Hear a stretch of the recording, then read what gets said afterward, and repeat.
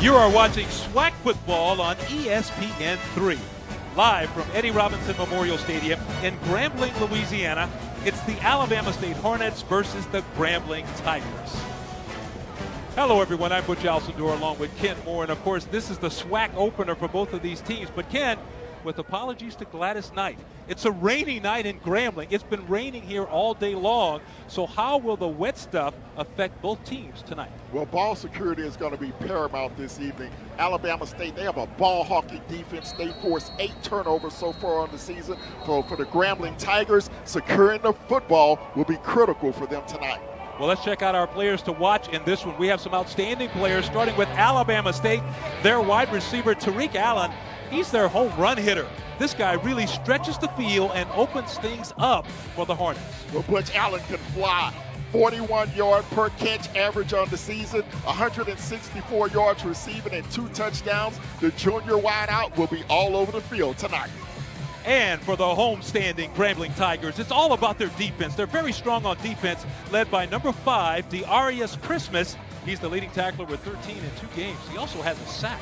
Well, he's the SWAC, reigning SWAC Defensive Player of the Year, the 5'10", 225-pound sophomore. He is the leader of that Grambling Tiger defense. It'll be up to him to stop the run this evening. Well, the big question is, will the Hornets be able to sting the Tigers on their home turf? We will find out in just a minute. Kickoff is coming up next.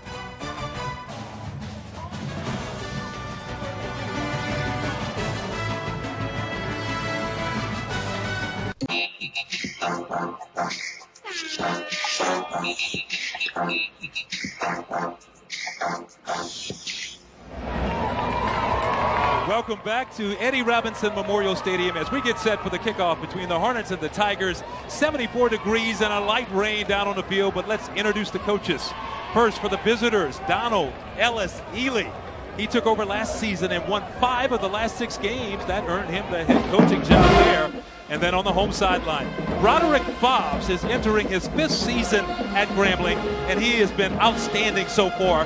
39 wins and 13 losses, including 25 consecutive SWAC victories and 2 consecutive championships. So that is impressive indeed. As we get set to get this one underway, Hunter Hansen will kick it off for Alabama State, and we are underway in the hole. And it's going to be a touchback on the play as it goes out of bounds. And boy, I tell you what, Ken, the weather's going to be a factor tonight. There's a lot of rain out there, a slick turf they're going to have to deal with. Well, they do have the AstroTurf field here at Eddie Robinson Stadium, so that will help the conditions somewhat, but it will be pretty treacherous. The main key is for the center quarterback exchange to make sure that they don't have any difficulties early on in this contest. Well, we have a surprise already coming out. We're going to get our first look at number 2, Alden Clark, starting at quarterback. Coach Fobbs told us earlier this week it was a game-time decision. He would let us know, and he made his decision. And the handoff goes quickly inside to Kevin Dominique, and he's going to be wrapped up after about a gain of 4 on the play. Well, you talk about the quarterback, Alden Clark. This will be his first start of the season. He has seen action in both of the early contests as he and Big Bottom have alternated pretty much throughout the first 2 games of the non-conference schedule. Clark, the transfer from Arkansas State, leads the team in rushing. This time, fakes the handoff. He's going to keep it, slips away from one tackler, and he's finally going to be taken down. But a nice gain right there by Alton Clark. On the play, making the stop was number 46. That's Zaron Johnson for Alabama State for the Hornets. Clark has averaged 5 yards per attempt rushing the football so far this season. Where he has struggled is in the passing game. We'll see what they come up here on 1st and 10. And we have a quick whistle on the play. It's going to be illegal procedure against the Hornets. Someone probably didn't get set. Offense, number 13. 5-yard penalty, remain first down. So the Hornets trying to move the football quickly, trying to go up-tempo. As Ken mentioned, Alton Clark, 6'3", 210 pounds. He's a transfer from Arkansas State. Actually leads the team in rushing and passing right now. So he's been playing a lot, but now he's getting his shot to do it right out of the gate. So he's going to operate now first and about 15 to go for the Hornets as Clark calls out the signals. He has number 4, Kevin Dominique, in the backfield. number 6, that's Damian Brooks. And we have another whistle down on the field. And you see the Alabama State guys pointing to Grambling. Number 2, 5-yard penalty, remain first down. That one was called against the quarterback. Yeah, the redshirt freshman maybe have some early season jitters here, his first start of the season. So a little shaky coming out of the box here for the Grambling Tigers.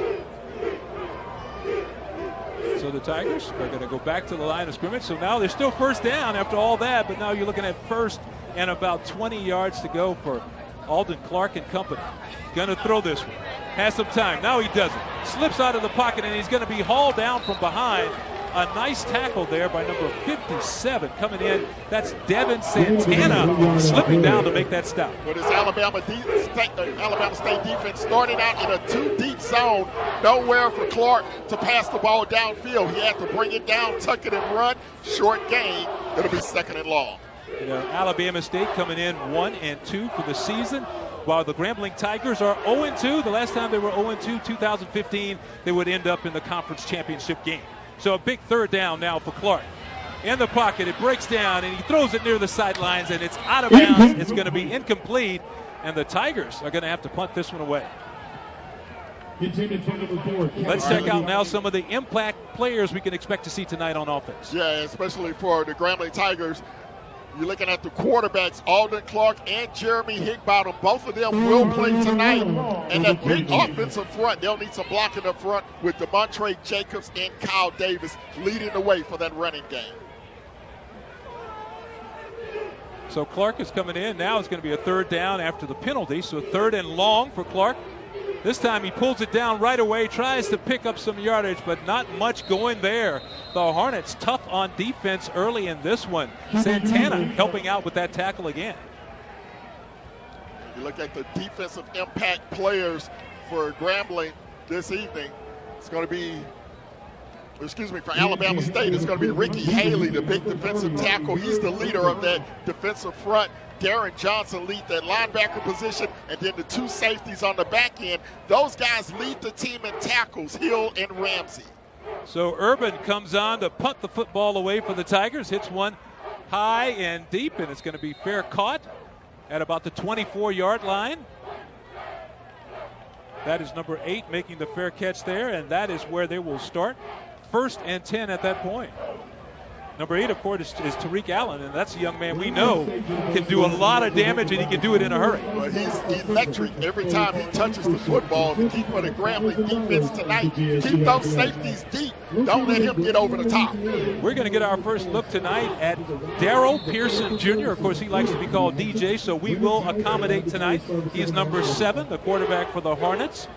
They say he's getting a lot better at running the offense, so we're going to have to check that out tonight. This time he hands to Ezra Gray.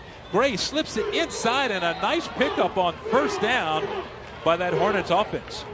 This is an offensive unit for Alabama State. They like to punish you, and they like to go up-tempo. We're seeing a little bit of it right here. A quick out pass there to number 84. A good catch and a nice gain right there by the Hornets. That's Wallace Croker hauling in the pass, and that's going to be a 1st down for Alabama State. Yeah, Croker, the 174-pound sophomore out of Stockbridge, Georgia. He's a long, lanky receiver. Goes about 6'4" on the outside, so a big target for his quarterback, Pearson.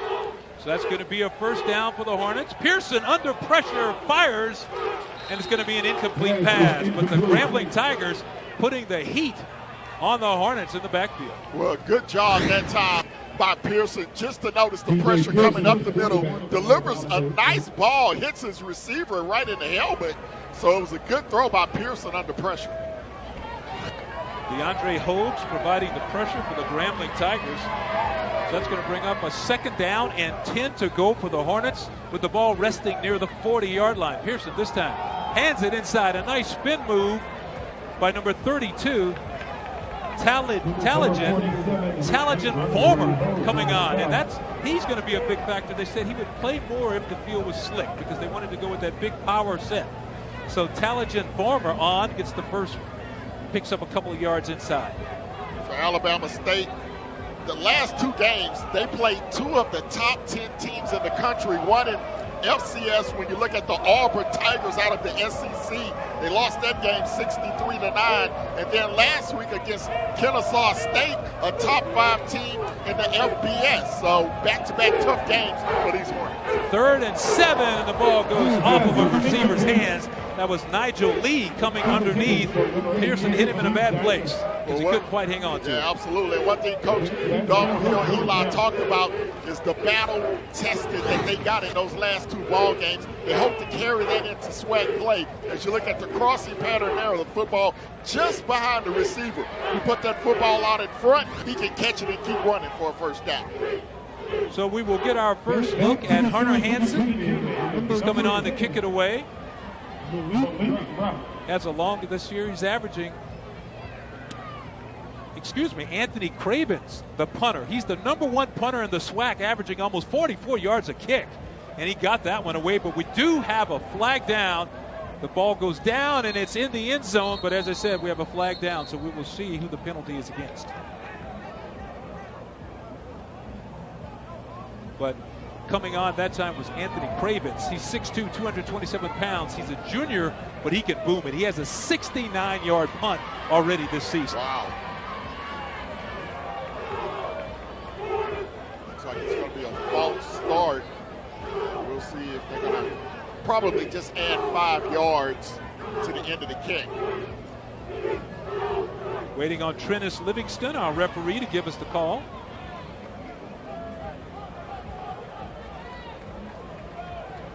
Illegal formation on the kicking team. 5 men in the backfield. 5-yard penalty, re-kick. So the Tigers have decided they would like to see the Hornets re-kick the ball, and I'm sure that's going to be fine with Cravens because he has a strong leg. He can boot it. Like I said, he's averaging almost 49 yards a kick, right at 43.9. He had that 69-yarder we were talking about against Auburn, so he did it against some big-time competition. Well, Coach Bobs, he wants to make that kicking unit of Alabama State run another 40-yard sprint and hope to get a good return from his return guy, Malik Rute. Hey, that's a very good point because a lot of times covering these kicks, you have big offensive linemen, and they don't want to do that too many times. So Craven gets this one away. Short kick, fielded by the Tigers, and he's nobody there. Number 10 down the sidelines. Still on his feet. He's going to go all the way for the Grambling Tigers. That is an outstanding return by number 10, Malik Rout. And I tell you what, Rout took that one in, and you talked about the coverage before, and that was a perfect example of it. You don't want those offensive linemen running down there too many times. Rout took that one in, made his way to the sidelines, and then he just tap danced right down the sideline all the way for the touchdown. And that's exactly what Coach Bobs thought the end result would be. You have those guys run another 40-yard sprint. You let your fast return guy get to the outside. He takes it to the house. Perfect scenario there for Grambling. So Mark Orozco is on to add the extra point, and he does. And just like that, on the strength of a big punt return, the Grambling Tigers jump out in front thanks to Malik Rout, 7-0.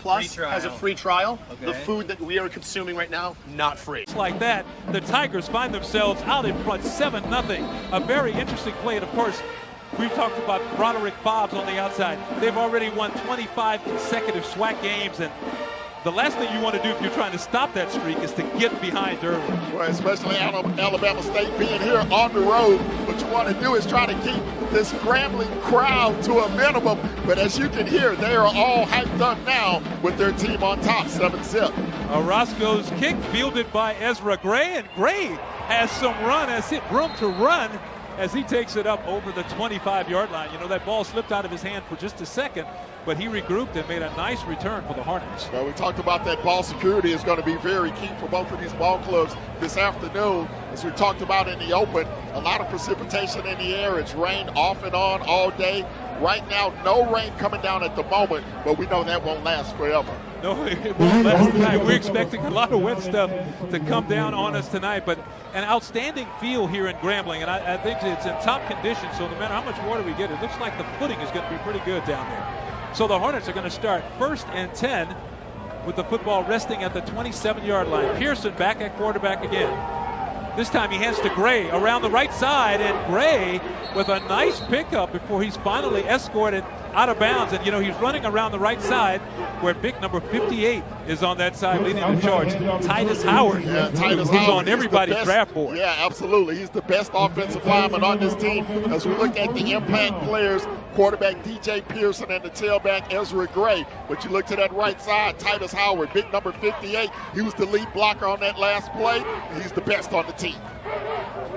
And this time it's going to be a nice play for a short gain for the Hornets, so they continue to move the ball forward. You were talking about Titus Howard. I mean, he's outstanding. Not only is he on every draft board, he's also on the Senior Bowl watch list. And he went all last season and only allowed 1 sack in 2017. He goes 6'6", 308 pounds, Butch, out of Alabama, courtesy of Monroe County High School, and they are very proud of him back home. So Pearson has it now on 2nd down and about 7 yards to go. Hand straight ahead to Gray. Gray bounces it to the outside, and he's going to dive very close to a 1st down for the Hornets with the pins on the spot. But he got very close to that 1st down. You look at the impact players for the Grambling Tigers on defense. This is a unit that has struggled so far early in the season. The safety, Keenan Fontenot, he's going to be key in that secondary to slowing down this Alabama State offense. They were a little short of the 1st down, a little shy, so the Hornets go up to the line quickly. And the surge forward, we will see whether officials mark it. And the Tigers think they're going to be short of the 1st down. And from the looks of that mark, they're going to be short. So let's take another look, Ken, because they tried to go quickly and catch him by surprise. It didn't work. Yeah, and I'm thinking there'll be a penalty against Grambling. So it looks like that's going to be an automatic 1st down for Alabama State. I think they had too many men on the field. Well, and that's because they went quickly to the line. So that hurry-up offense that time actually forced them a mistake, and it forced the 1st down for the Hornets. So Pearson in the backfield. Calling out the signals, has Gray behind him, Ezra Gray.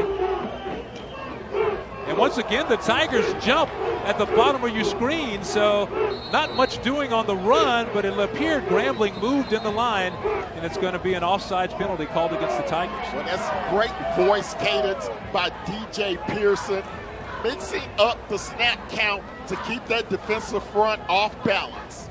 Offside on the defense, number 98. 5-yard penalty from the previous spot.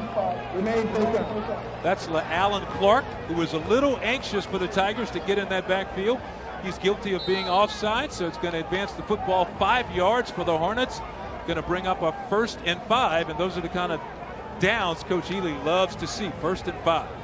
This time, hands to Gray again, and Gray is going to be yanked down in the backfield by DeAndre Hogues. Great penetration on the play, and he grabbed number 20, Gray, and dropped it for a loss.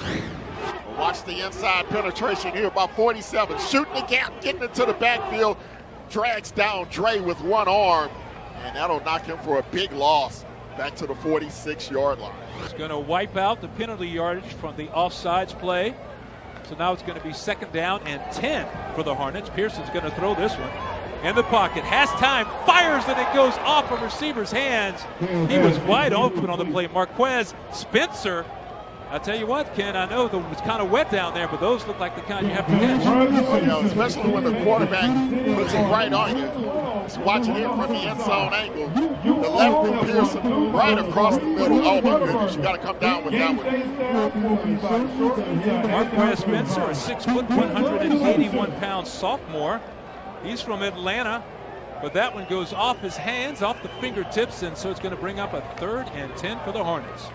Pearson with a fake, under pressure, tries to go to the screen, and at the same time, number 8, Tariq Allen, wanted no part of that ball. There was pressure coming Pearson's way. There was pressure waiting for Allen, and he decided his best move was just to let that one go incomplete. Well, that won't go over very well in film study. You'll find yourself on the bench if you allow that to happen.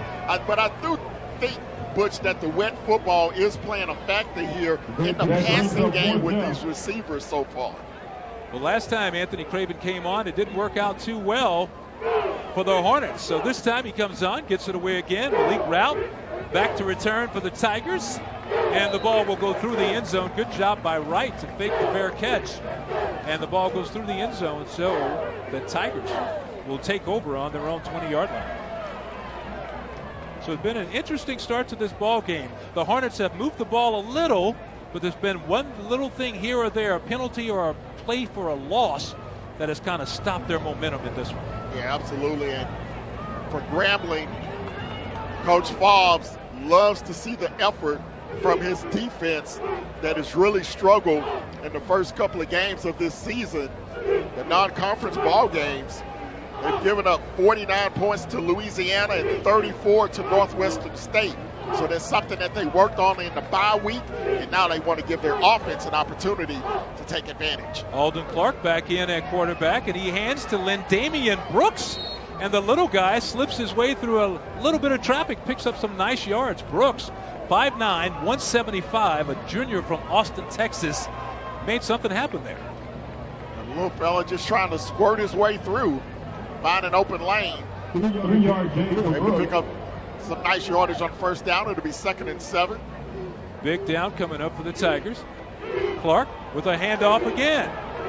And it's going to be Brooks again, and this time he just takes it straight out of bounds. Not much going on over there. He's going to pick up a couple of yards before he's escorted out by a couple of Hornets on the play. So the Tigers are going to be looking at a big 3rd down to keep this drive alive.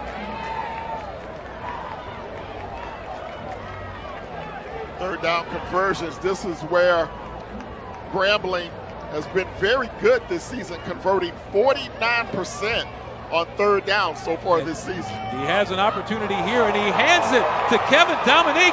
Kevin Dominique still on his feet, down the sidelines. One man to beat, and he's going to be taken down by number 3, Dennis Roberts. But what a great move, handing that ball inside by Clark. A great read on the play. That would spring Kevin Dominique down the sideline, and another huge gain for the Tigers. But we do have another flag down on the field.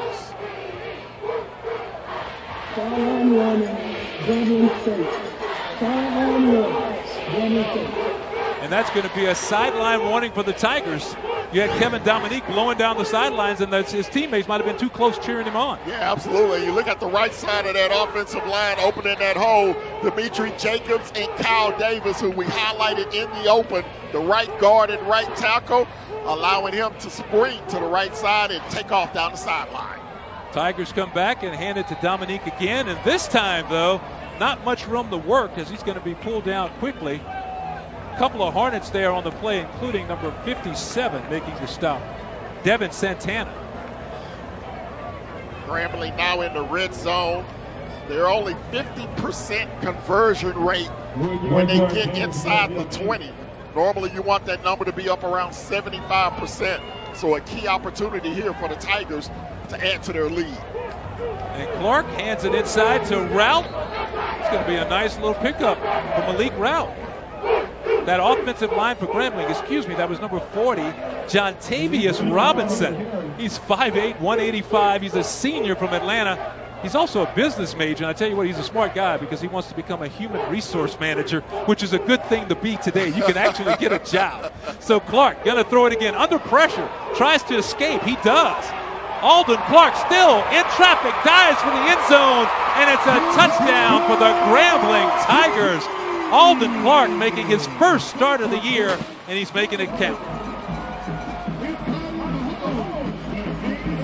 What an outstanding play by Clark. 6'3", 210 pounds, a transfer from Arkansas State, and he ran that one with some passion. What a great job by Clark to avoid the sack and then turn it into a touchdown for 6 points. And the Grambling Tigers, looks like that bye week was very beneficial as they go up by 2 scores. Yeah, those bye weeks can be good or bad. Looks like it's been all good for the Grambling Tigers so far. Orozco on for the extra point. He punched it through, and just like that, the home team, the Grambling Tigers, find themselves out in front.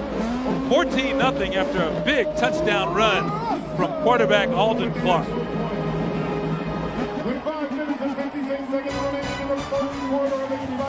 See Clark in trouble, pulling off the Houdini move, and then diving in for another Grambling touchdown. Not free. And we're back. Grambling's Kevin Dominique with 3 carries for 59 yards. 57 coming on 1 run, but watch the right side of your screen. You see that coach with the white shirt on? There's the flag right there because he's running down the sidelines with the player. That's a no-no. That's a sideline infraction, and that's why the Hornets were penalized. Yeah, impeding the referee from getting downfield. And so Grambling was able to take advantage of that along with the 57-yard touchdown to cap off a 6-play, 80-yard drive that took a minute 58. Grambling on top, 14-0. And this one will go through the back of the end zone. Orozco's kick, so the Hornets will take it from their own 25-yard line after the touchback, where they will start 1st and 10. We will see DJ Pearson again. He's moved the ball well. You can't say that Alabama State haven't moved the football in this one because they have. They just haven't cashed it into some points. Now, coming into this series, Grambling actually leads the overall series 28-12, and the Tigers have actually won the last 3. In fact, the last time the Hornets won, it was way back in 2014. So Grambling has had their number in recent history. So Pearson again at quarterback. This time he has Alex Anderson in the backfield, and we have whistles.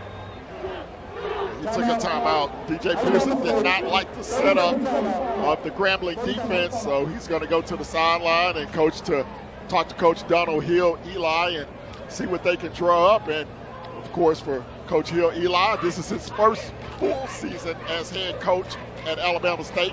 Last year, took over midway through the season, finished 5-1 as the interim coach. His only loss was to Grambling last year, so he definitely wants to exact revenge here this afternoon. And when we talked to him about that this week, he gave all the credit to his team, and he said everybody just bought into his philosophy, and they did. And he said he won the fight, and that's, like you said, that's how he got the head coaching position, basically on the fact that he won 5 of the last 6 games, but he put it all on his team. He said the guys bought in, they played hard, and it showed on the win and loss column. So Pearson back in the shotgun. This time turns and hands in the middle. That's Anderson. And he's going to be taken down after a big gain straight up the middle. Nice play by Anderson as number 35, Chris Grant, came in to make the tackle for the Tigers. That was great. Hornets going quickly again, and the give is to Anderson again. And so they going right back up the middle for big yardage inside. You see that zone blocking up front, allowing those big gains from the tailback. And now there's another penalty marker now. Penalty marker on the play, and you can see Pearson, every time they try to go up-tempo, they have success, but we have seen penalties also on this up-tempo offense from the Hornets. So the officials are going to talk it over. We'll see what they have to say about that. Of course, our referee tonight, Trennis Livingston, he will give us the call in just a minute, but so far it's all been Grambling taking advantage of their opportunities. Every time they've had a big opportunity, the big punt return, the long run, the 57-yard run, and then they cashed it in for points. And then also on defense, coming up with the big plays when necessary.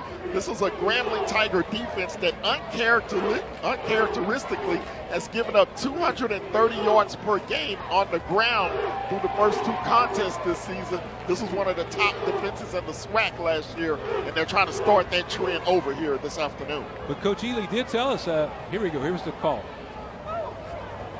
There was no foul on the play for targeting. Second down. The officials thought there may have been a targeting call, as you well know, also comes with an ejection on the play. Let's take another look as Anderson goes up the middle, and he is hit hard by Percy Cargo.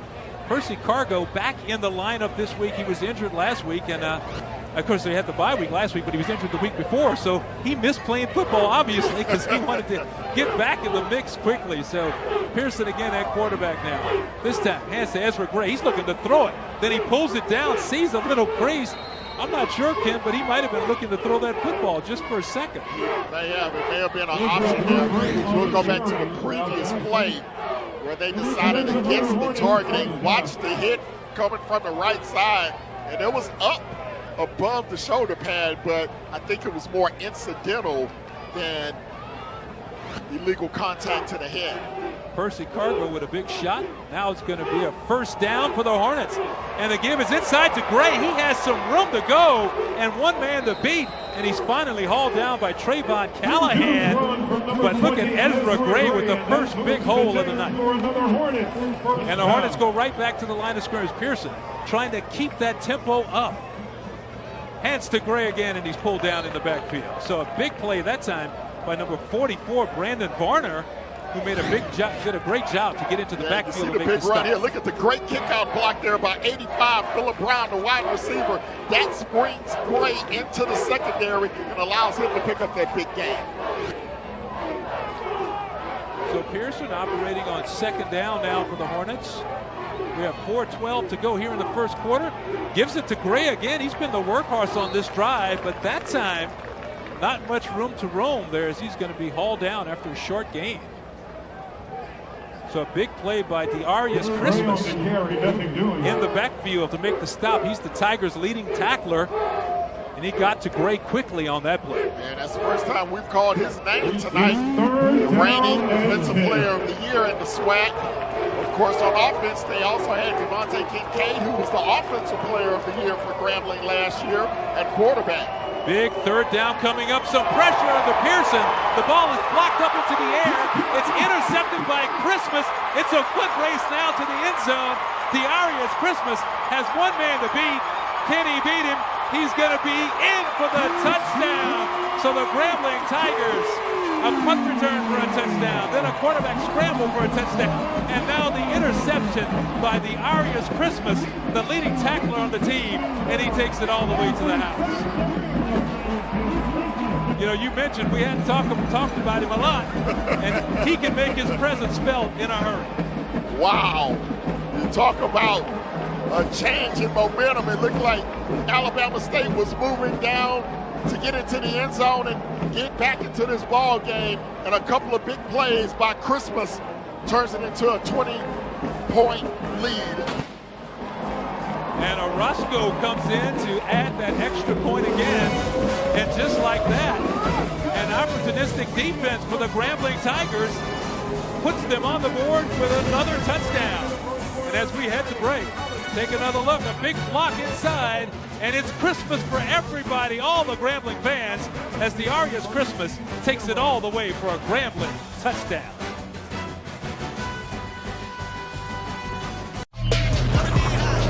Mookie, JD, Frankie, and J-Ram, the race for MVP is officially lit.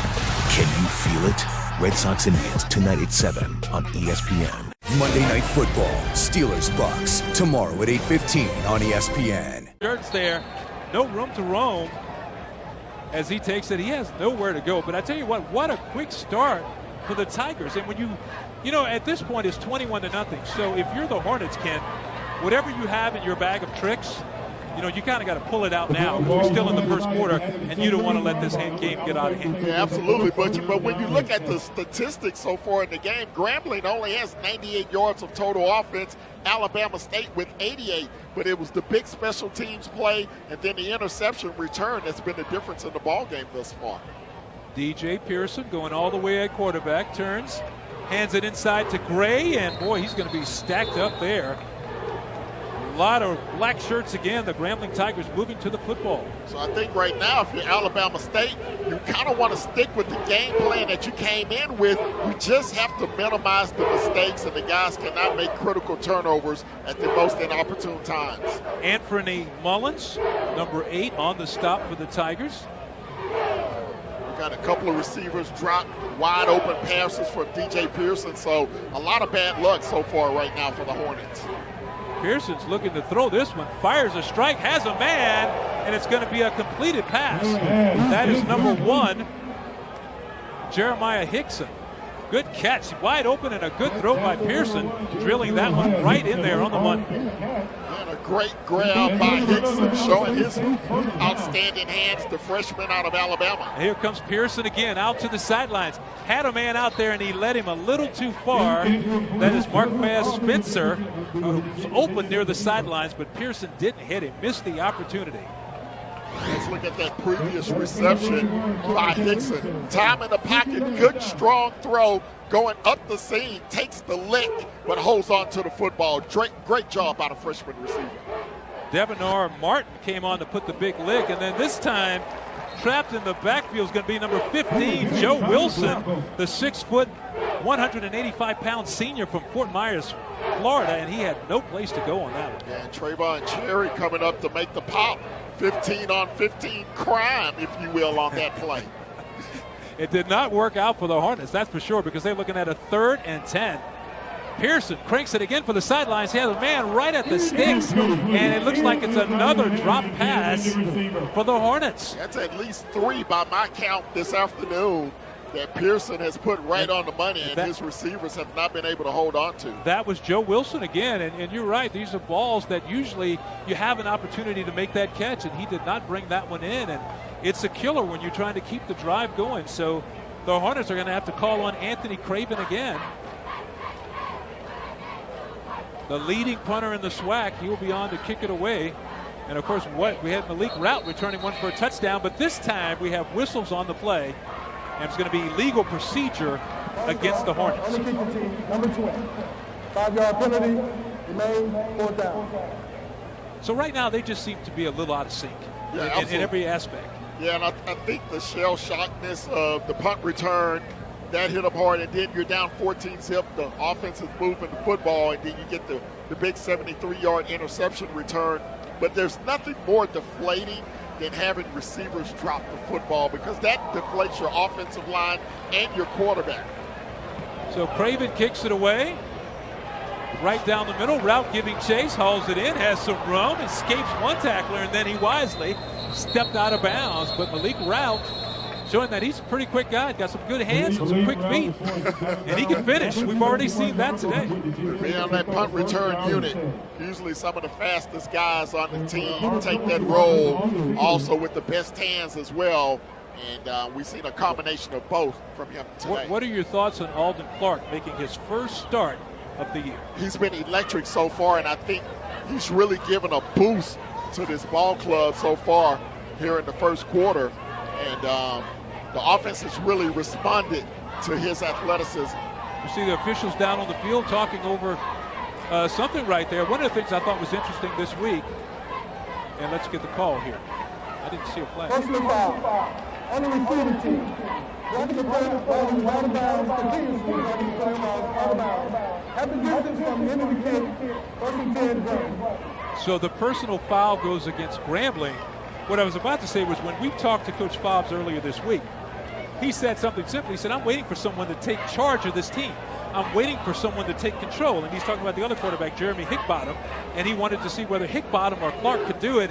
And obviously tonight, Clark is trying to make the most of his opportunity. Yeah, Clark is doing a really good job. He's been poised in the pocket, hasn't turned the football over. That's been a bugaboo for both of these quarterbacks so far in the non-conference schedule. So he wants a guy that's going to take care of the football and allow his offense to evolve. So the penalty pushed the ball back near the 10-yard line, and that's where the Tigers are going to have it. Lindamian Brooks, we talked about him earlier, 5'9", 175. He's a junior from Austin, Texas. You know, that little guy can get lost in the backfield. You know, he's running the ball, and all of a sudden he's got a nice little hole. You got those big hogs up front. You just dip and dodge behind them, try to squeeze through where you can. And one of the things that Coach Fobbs, he wants one of these running backs to emerge as well. The 2 leading carriers on the team are both of the quarterbacks. So this time Clark turns and hands it again to Kevin Dominique, and he continues to add to his total. A nice run there, picking up nice yardage. And number 42, Jarkeith Ruffin, making the stop for the Hornets. Kevin Dominique came in as the leading the first quarter. So it's going to be 1st down and 10 to go for Clark and company. And now another whistle down on the play. And Clark, you could tell he was a little disheveled there. On the offense, number 9. 5-yard penalty, remain 2nd down. He knew it. You could almost tell from his reaction the way he reacted after the call. Absolutely.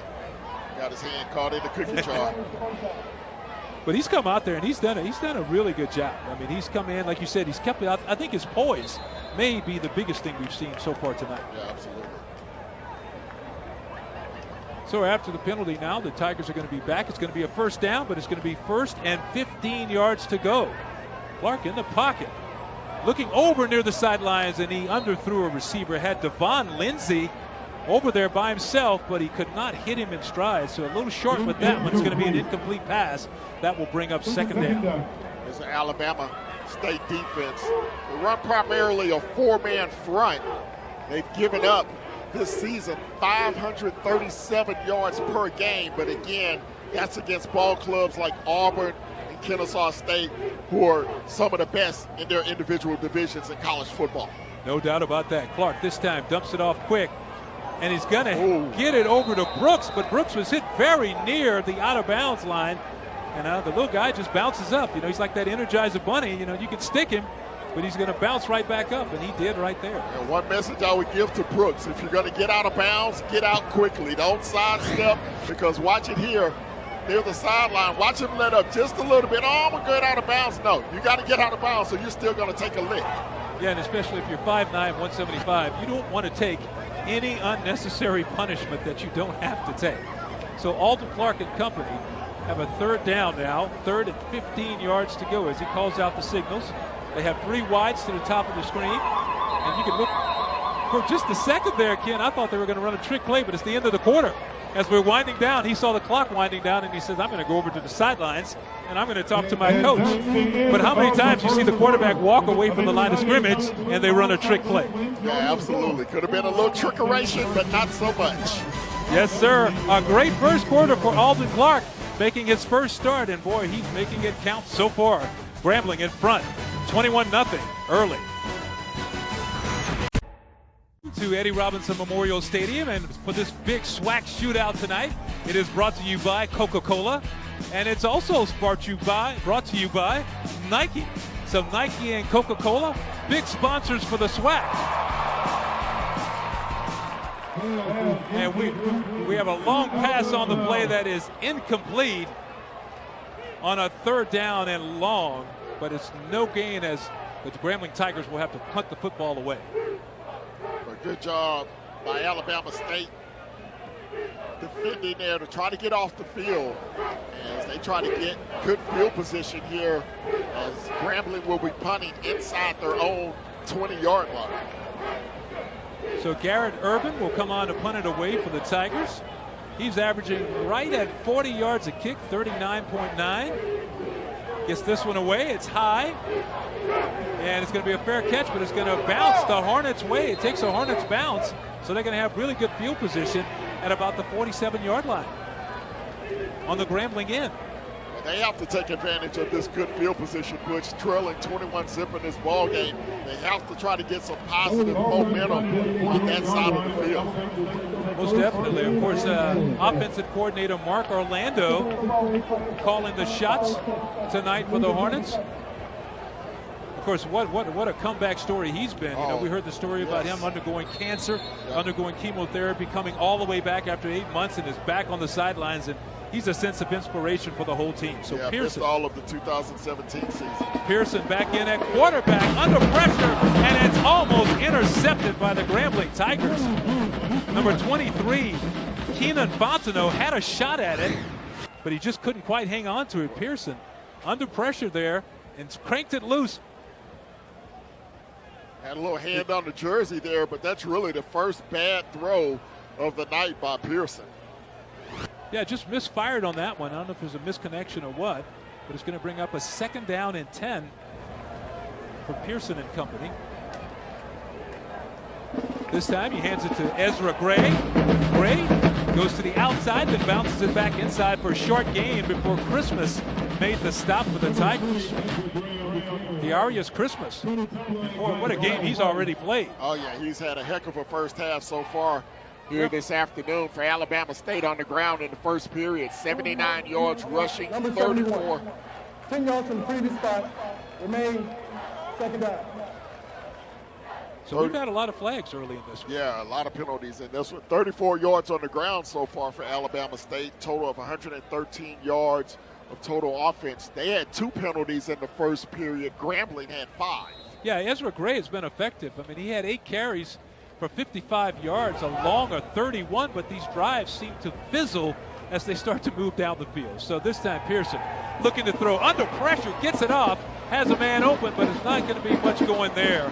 A big tackle by the Tigers quickly as Jameer Hanna made the catch, but there was no room for Hanna to work. Just a little short pass to try to pick up some of the yardage that they lost on the previous play. So now Pearson's looking at a 3rd and 15 on his side of the 50 at the 47. And they're getting themselves in a very tough situation because it's hard to go back and throw on every down. But Pearson is back to pass again. Has a man wide open. A nice shot. It is going to be a completed pass to number 18, Jameer Hanna, the 6'3", 200-pound senior from Atlanta. He was open, and Pearson put it right on the money. You know, if Hanna could have kept his feet, the old turf monster got it in the open field. So Pearson's going to throw it, but we have whistles again, and there comes the flag. It's going to be legal procedure once again against the Hornets. Offense, number 75. 5-yard penalty, remain first down. You know, every time they try to go fast, they'll get a big play, and it's usually a penalty following it up. So that's something Coach is going to try to work out at the half. Yeah, absolutely. The up-tempo has been to their disadvantage so far this afternoon. So Pearson again, looking to throw under pressure, fires near the sidelines. A very dangerous pass, and it's not going to go anywhere because number 23, Keenan Fontenot, was right there to make a big stop on the play. Good job as the receiver, Michael Jefferson, made the catch near the sideline, but then he's going to be taken down quickly. Yeah, another freshman receiver, Jefferson, out of Mobile, Alabama. And that's going to result in a big loss. So now another 2nd and long, in Alabama State constantly finding themselves behind the chains. They got a lot of big receivers, though. Michael Jefferson, 6'3", 188 pounds, as Pearson, time in the pocket. And then he runs out of time and has to just throw that football away. I mean, he was looking downfield, but the pocket started to collapse right around him. Good job by Pearson just to get the football away, not take the sack, not throw an interception. Live to fight another down on 3rd and long. So Pearson's pass is incomplete, and that will bring on Anthony Craven. He's going to bring up 3rd down and long for Pearson and company. They had the illegal procedure penalty mixed into the mix. Pearson has had some opportunities tonight. Let's see what he can do on 3rd and long here. Again, under pressure, and all he can do is just roll a little bit to his left and fire the football out of bounds. I mean, Pearson really didn't have a chance on that one. Now you see Alabama State starting to break from their game plan. Early in the ball game, they were mixing the run and the pass. Now being down by 21 points, they're going almost exclusively to the passing game, and now Grambling defense is pinning their ears back and attacking the quarterback. Yeah, you saw number 41, Malcolm Williams, in the backfield, and he was right behind Pearson. I mean, he just didn't have a chance on that play. So Anthony Craven is on to kick it away. Malik Rout takes a look at it, but he won't field it, so it's going to be touchdown by the Hornets inside the 10-yard line. So a chance for that Alabama State defense to go to work and maybe see if they can't force a turnover. This is a team that has forced 8 fumbles so far in the early going this season. In the turnover ratio, they are a +3 on the season. So they need to get that defense to try to get some takeaways. And it's not just the turnover. If you watch that game against Auburn, they forced Auburn to punt the ball for 3 consecutive possessions to start the game, and then they recovered a fumble in that game. So these guys are very capable. We just haven't seen it happen so far tonight. So the Tigers will take over 1st and 10 on offense. Clark going all the way so far. This time has time, and that was almost that big break we were talking about right there for the Hornets. They had a chance to get a turnover and an interception, but it's going to be an incomplete pass. You see the cornerback jump the route over here on the near side. Telegraph pass that time by Clark, and coming up to make the play in the secondary was Josh Hill, one of the leading tacklers on the ball club, and he's able to make an outstanding defensive play. Yeah, just a great play by Josh Hill, breaking back on the ball, and boy, that would have turned this thing around quickly. So Clark back in the pocket. This time he keeps, and he has room to roam, and a nice game by Alton Clark. You know, he's a big quarterback. He's 6'3", 210 pounds from New Orleans.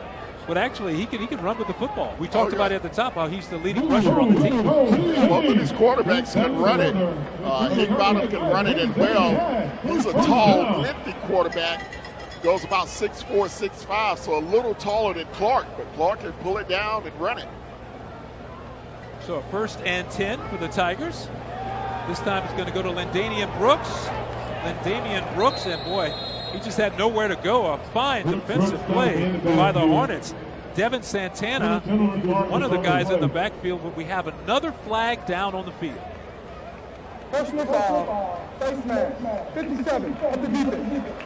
15 yards from the previous spot, automatic face foul. Well, it looked like Santana made a really nice play in the backfield, but he's called for the face mask penalty also. That's just a mental error there. You don't need to go up high above the shoulder pads. Just make a nice form tackle, get the runner to the ground. You have a nice loss on the play. Now you give Grambling a new set of downs. 1st and 10 for the Tigers. Ball near the 35-yard line. Clark has a nice pocket, but this pass is blocked away. A good rejection right in the middle of the pile there. And it's just going to be an incomplete pass. We've seen both teams with a couple of deflections here. Let's see who got the big paw up. The big 94? Got to be. Yeah. It had to be. Got that big paw up. Christian Clark. Yep. 6'1", 373-pound junior. And that's before lunch. You can catch him after lunch, is probably going to be a little bigger than that. So Tigers take it and hand it inside to Dominique. And Dominique picks up about 4 before he is knocked down right there after that game. Dominique came into the ball game as the leading rusher, the leading non-quarterback rusher for Grambling with 65 yards on the ground. And so far this afternoon, 69 yards. So he has more yards tonight than he did in the first 2 ball games combined. They really have a change of pace in their backfield. They got 3 running backs they like to use. We've already seen 2 of them tonight. So Clark's going to throw it on 3rd down. Backing up in the pocket. Fires one high and deep, and he overthrew everybody.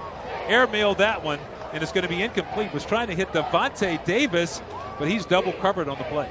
Yeah, not a bad choice that time. You throw it up deep. If it's intercepted, it's basically a punt.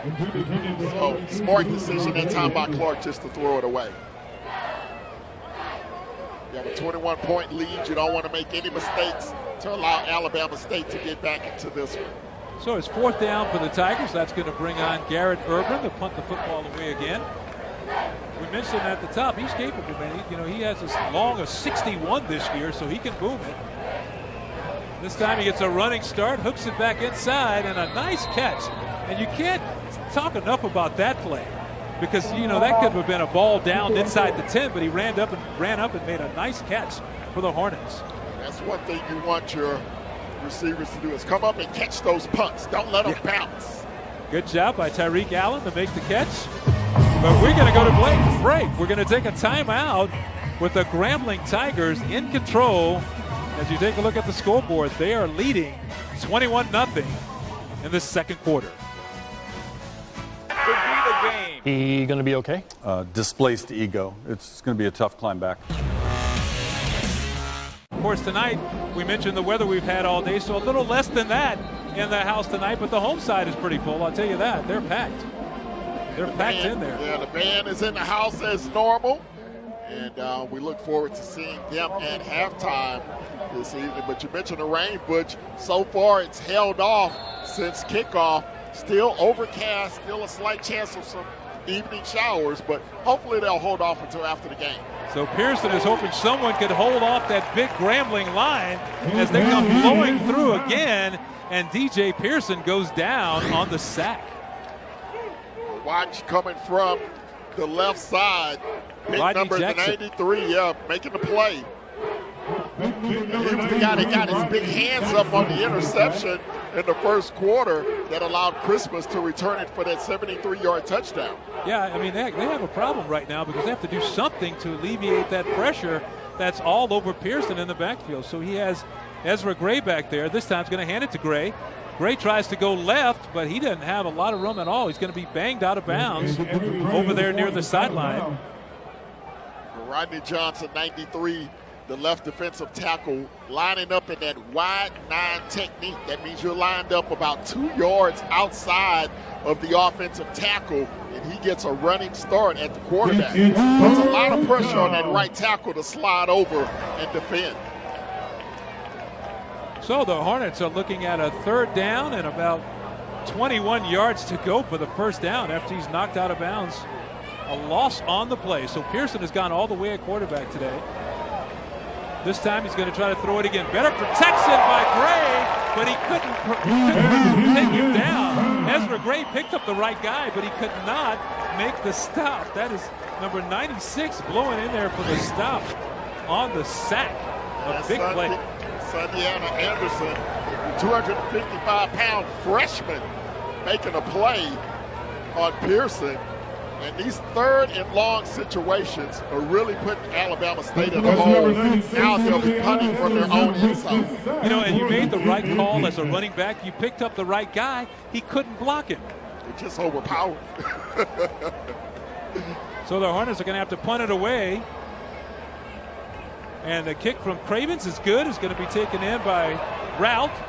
And he's going to run out of bounds after a gain of about 10 or 12 over there near the sideline.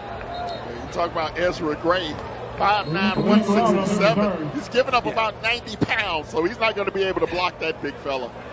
And we have another whistle and a flag down on the field. Have to clean that up at halftime. Illegal formation on the kicking team, number 36, in the backfield. 5 yards will be penalized from the end of the line, 1st and 10 Grambling. You know, just to take a look at Pearson, 7 out of 17, 1 interception for 60 yards. So, and that's all due to the pressure. All due to the pressure, and he has about 4 drops from his receivers as well. His statistics could be and should be a lot better than what they are. And, of course, bad luck on the interception, but that ball getting tipped right into the hands of Christmas. So, bad luck first half for DJ Pearson. So the Grambling Tigers will get the football again on offense. This time Clark fires over the middle and he has a man. And it's going to be a nice game for the Tigers. That's Nicholas Number 16, that's Khalif Salmon. Watch Salmon come on the slant, inside slant. Great throw by Clark, and he's able to make a nice completion. This time, Clark's hands to Dominique and just follows the surge right up the middle, picks up about 4 yards on the play. So Dominique has already had a really good game for him. 5 carries and 72 yards. Of course, he had that long of 57 on the play. Got to give a lot of credit to that offensive line of Grambling, opening some holes against this front 7 of Alabama State. This time is Dominique again around the right side, and he's going to be stacked up after a short gain. So that Hornets defense trying to get fired up there. Number 47, Karan Ramsey, coming in quickly to make the stop. Great job by Ramsey, filling the hole, not allowing the tailback to get to the second level. So Clark again, calling out the signals, tried to pass it, had to pull it down, still on his feet. And he's a tough runner. He's not looking to slide. I mean, he's trying to pick up every yard he can pick up. This kid has some wheels. He can maneuver once he gets through the secondary. He has a little wiggle to him. He has a little wiggle to him, and he picked up a first down for the Grambling Tigers. 1st and goal for Grambling. Clark this time hands inside to number 40, John Tavius Robinson, the 5'8", 185-pound senior from Atlanta. So he carries the ball for a little gain inside, and then he's going to take it to the sideline. Coach Fobbs getting everybody involved in the running attack here so far in the first half tonight. Trying to keep his backs fresh. Kevin Dominique back in at running back alongside Clark. Dominique will take it this time, and he's going to pick up a couple.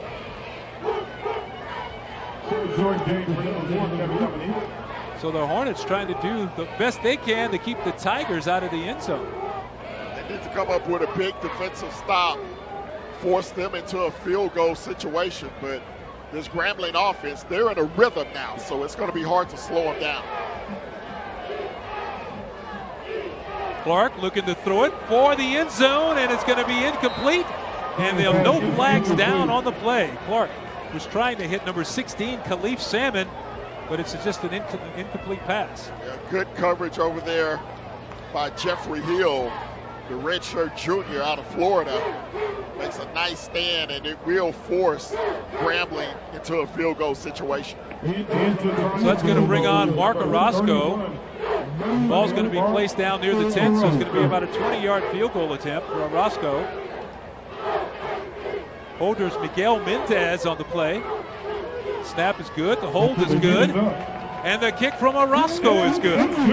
So the Grambling Tigers will tack on 3 more points. We're going to talk a little bit about Mark Orozco when we come back, because he's their main kicker, but this is his first action of the year, so we'll talk about that when we come back. As we head to break, 6:39 to go in the second quarter, and the Grambling Tigers in control, 24-0 over Alabama State. Game.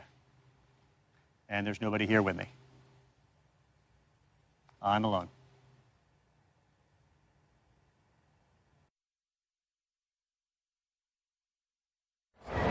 Welcome back, everyone. Butch Alcindor and Ken Moore, and we were talking about the Grambling kicker Mark Orozco before, and he missed the first 2 games of the year because of a detached retina. So that's something you don't want to mess around with, but he had to get that taken care of. But of course, he's one of the better kickers in the SWAC. Yeah, 5'9", 170-pound senior. Yeah, he is a great kicker, and definitely want to be able to see the goalpost. So got to get that detached retina fixed before you get back on the field. A prerequisite for that job, no doubt about that. Ezra Gray had trouble handling the football in the end zone, so he's going to take a knee. And the Hornets will bring it out to the 25. That was an 8-play, 35-yard drive. Used 2 minutes, 31 seconds off the clock. And Orozco with the 21-yard field goal. And Grambling, so far in control, 24-0 over Alabama State. Well, and they've done it in such an impressive fashion. I mean, that's the other way you can look at it. They've done a really good job just in all phases of the game. You know, they've done it on special teams, they've done it on offense, and they've done it on defense. And that's pretty tough to overcome when you have it rolling like that. So Pearson back out at quarterback, and the main goal now is to get him some protection as they run Ezra Gray straight up the middle, and Gray's going to pick up 6 or 7 yards. A nice pickup there. But that's another way to alleviate that pressure if you start running the football up the middle. Yeah, they've done a great job running the football so far this afternoon. Pearson fires it out quickly to Allen. Allen with a little seam, and he almost broke it. But he will pick up a first down for the Hornets. Tyreek Allen with a nice catch. Alabama State has had good balance on offense thus far. 59 yards on the ground, 60 yards through the air. So they're trying to keep that run-pass ratio at a 50-50 concept. They just have to get some big plays and minimize the mistakes. Pearson turns and hands again inside to Ezra Gray. Gray comes about 5'9", 167. He's a junior from Lynn Haven, Florida. And, you know, he's an outstanding kick returner. He's an outstanding running back. Yeah, absolutely. He had a tremendous year last year and trying to build upon that this season. And he's having a really good ball game here in the SWAC Open. 10 carries for 63 yards for Gray. Of course, he has that one long of 31 yards in this one. Pearson again turns, fakes it to Gray this time. Fires over the middle, and, boy, he tried to squeeze that one in there to Allen, Tyreek Allen. Kind of a dangerous pass there, but there was a little glimpse of daylight. That was a safety over the top, so he tried to squeeze it into that window between the cornerback and safety. Just a little too much mustard on the football, and now another 3rd and long situation. And this is where Alabama State has gotten itself into trouble in these 3rd and long with Grambling bringing pressure from both sides. 3rd and long, you're right. The linemen will pin their ears back, and they're going to come. So Pearson going to do what he can to avoid the pressure this time. Has a low protection, but he breaks out of the pocket. scrambles ahead, and then he's going to be knocked down hard by a couple of Tigers there, including Percy Cargo, number 21, helping out on the tackle. Well, he was looking to get a block from his wide receiver, Wallace Corker, and Corker did not pick up his block, and that allowed Grambling to come up and make the tackle and force another 4th down situation. So Alabama State once again forced to punt it away. You know, it's just a lot of the little things Alabama State's going to have to work on at the halftime, because they have moved the football tonight, but they've kind of hurt themselves with penalties and drop passes. So that's going to bring on Craven again to punt it away. Skies it high. Malik Rout calling for the fair catch, and the fair catch is made as one of the Hornets go flying by to try to distract them.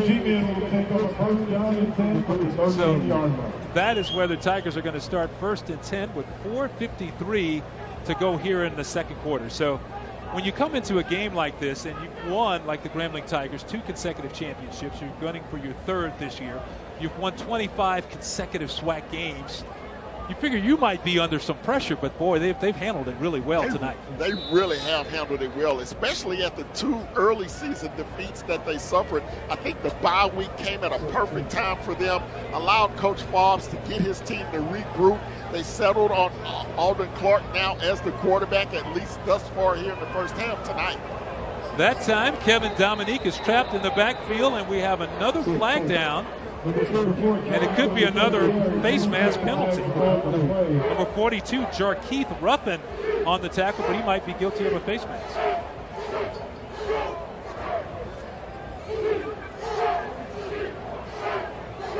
We're going to talk about it.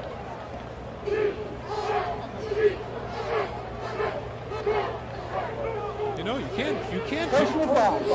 Face mask on number 42 of the defense. Previous foul, automatic first down. And as we suspected, Jarkeith Ruffin was the guilty party, 6'2", 231 pounds. He's a senior from Alabama.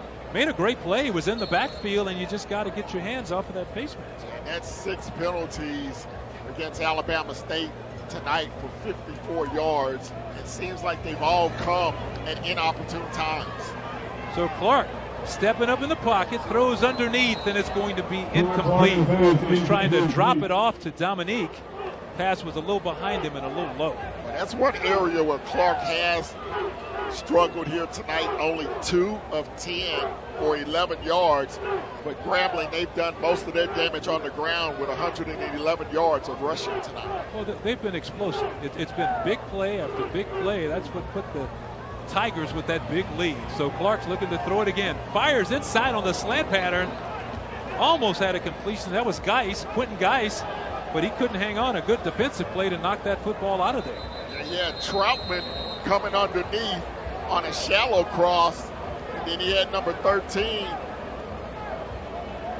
coming across on a deep cross, and that's the one he tried to complete. And we have a Hornet that's shaken up on the play. That's Jeffrey Hill, it appears. Let's see, number 6. Jeffrey Hill, the 5'9", 175-pound junior from Hollywood, Florida. And he's in pain. They're looking at the right leg. Let's take a look at the replay, see if we can pick out exactly what happened on the play on the incomplete pass.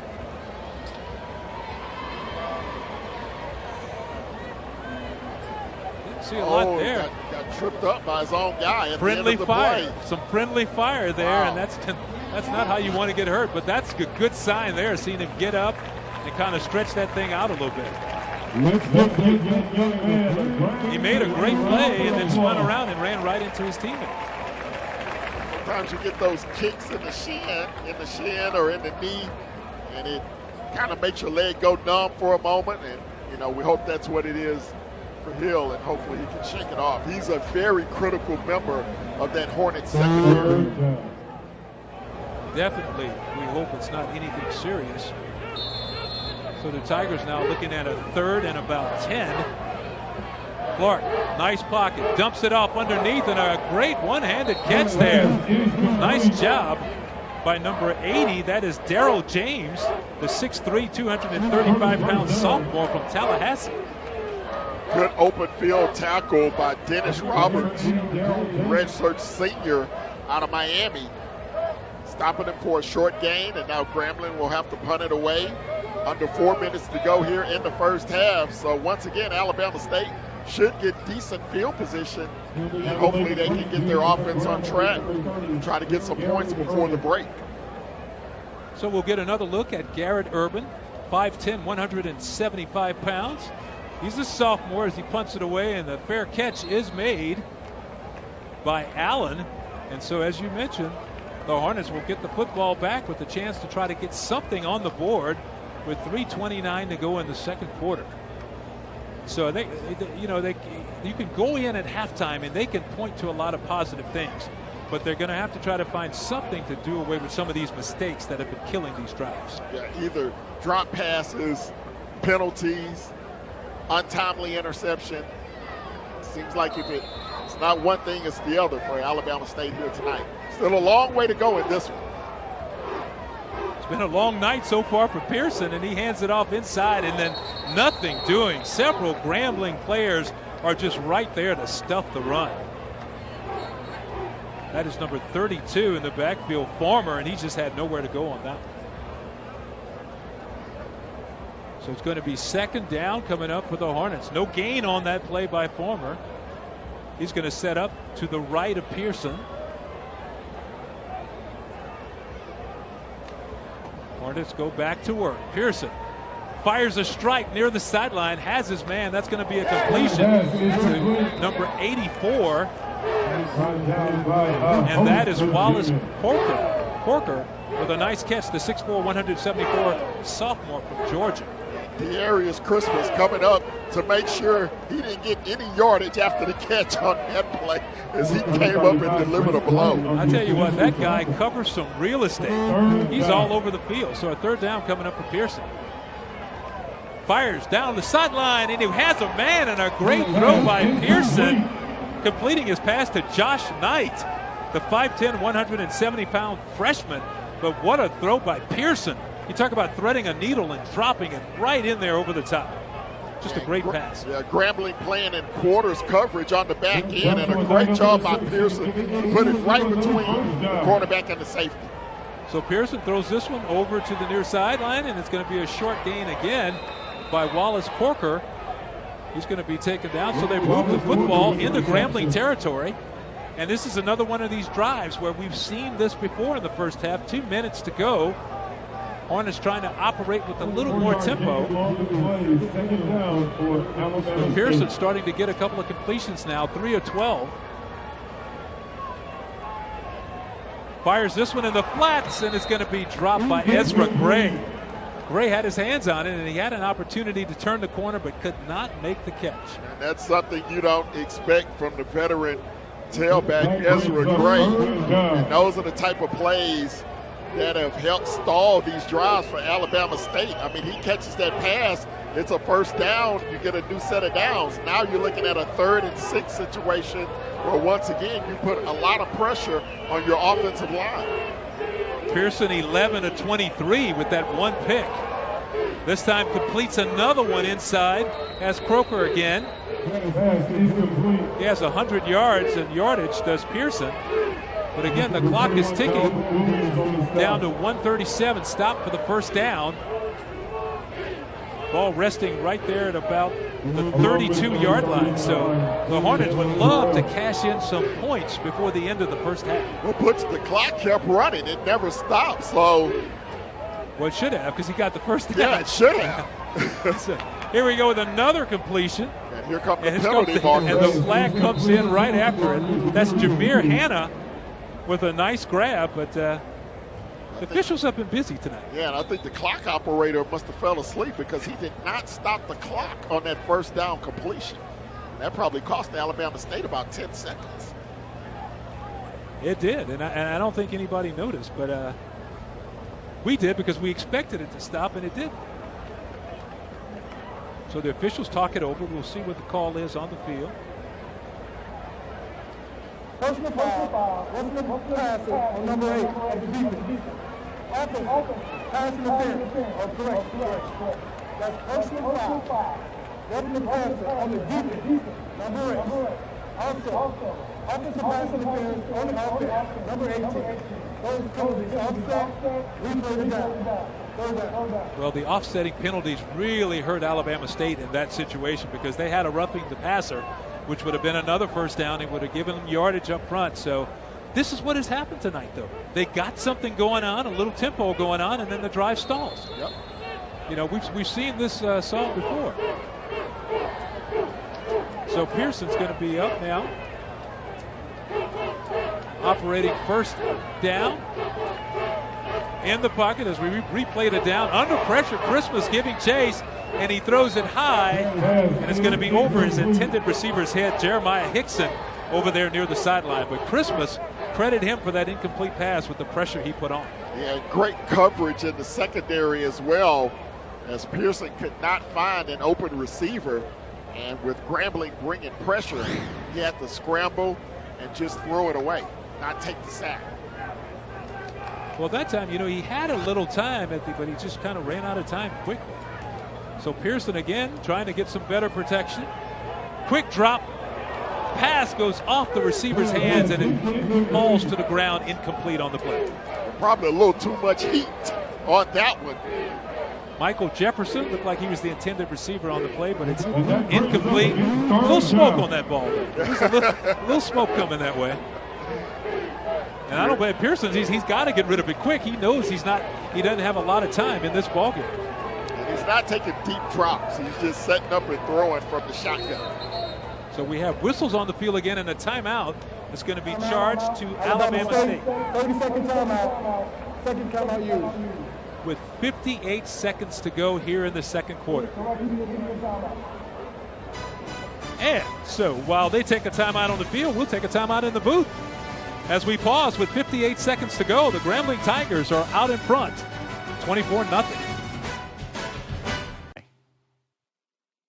To perform at halftime, that's going to be an outstanding treat every time they perform. That's well worth the price of a ticket to come in and see that. But let's go back to Pearson as he tries to make something happen for Alabama State. His pass is complete to Hickson for a short gain right there as the clock will continue to run.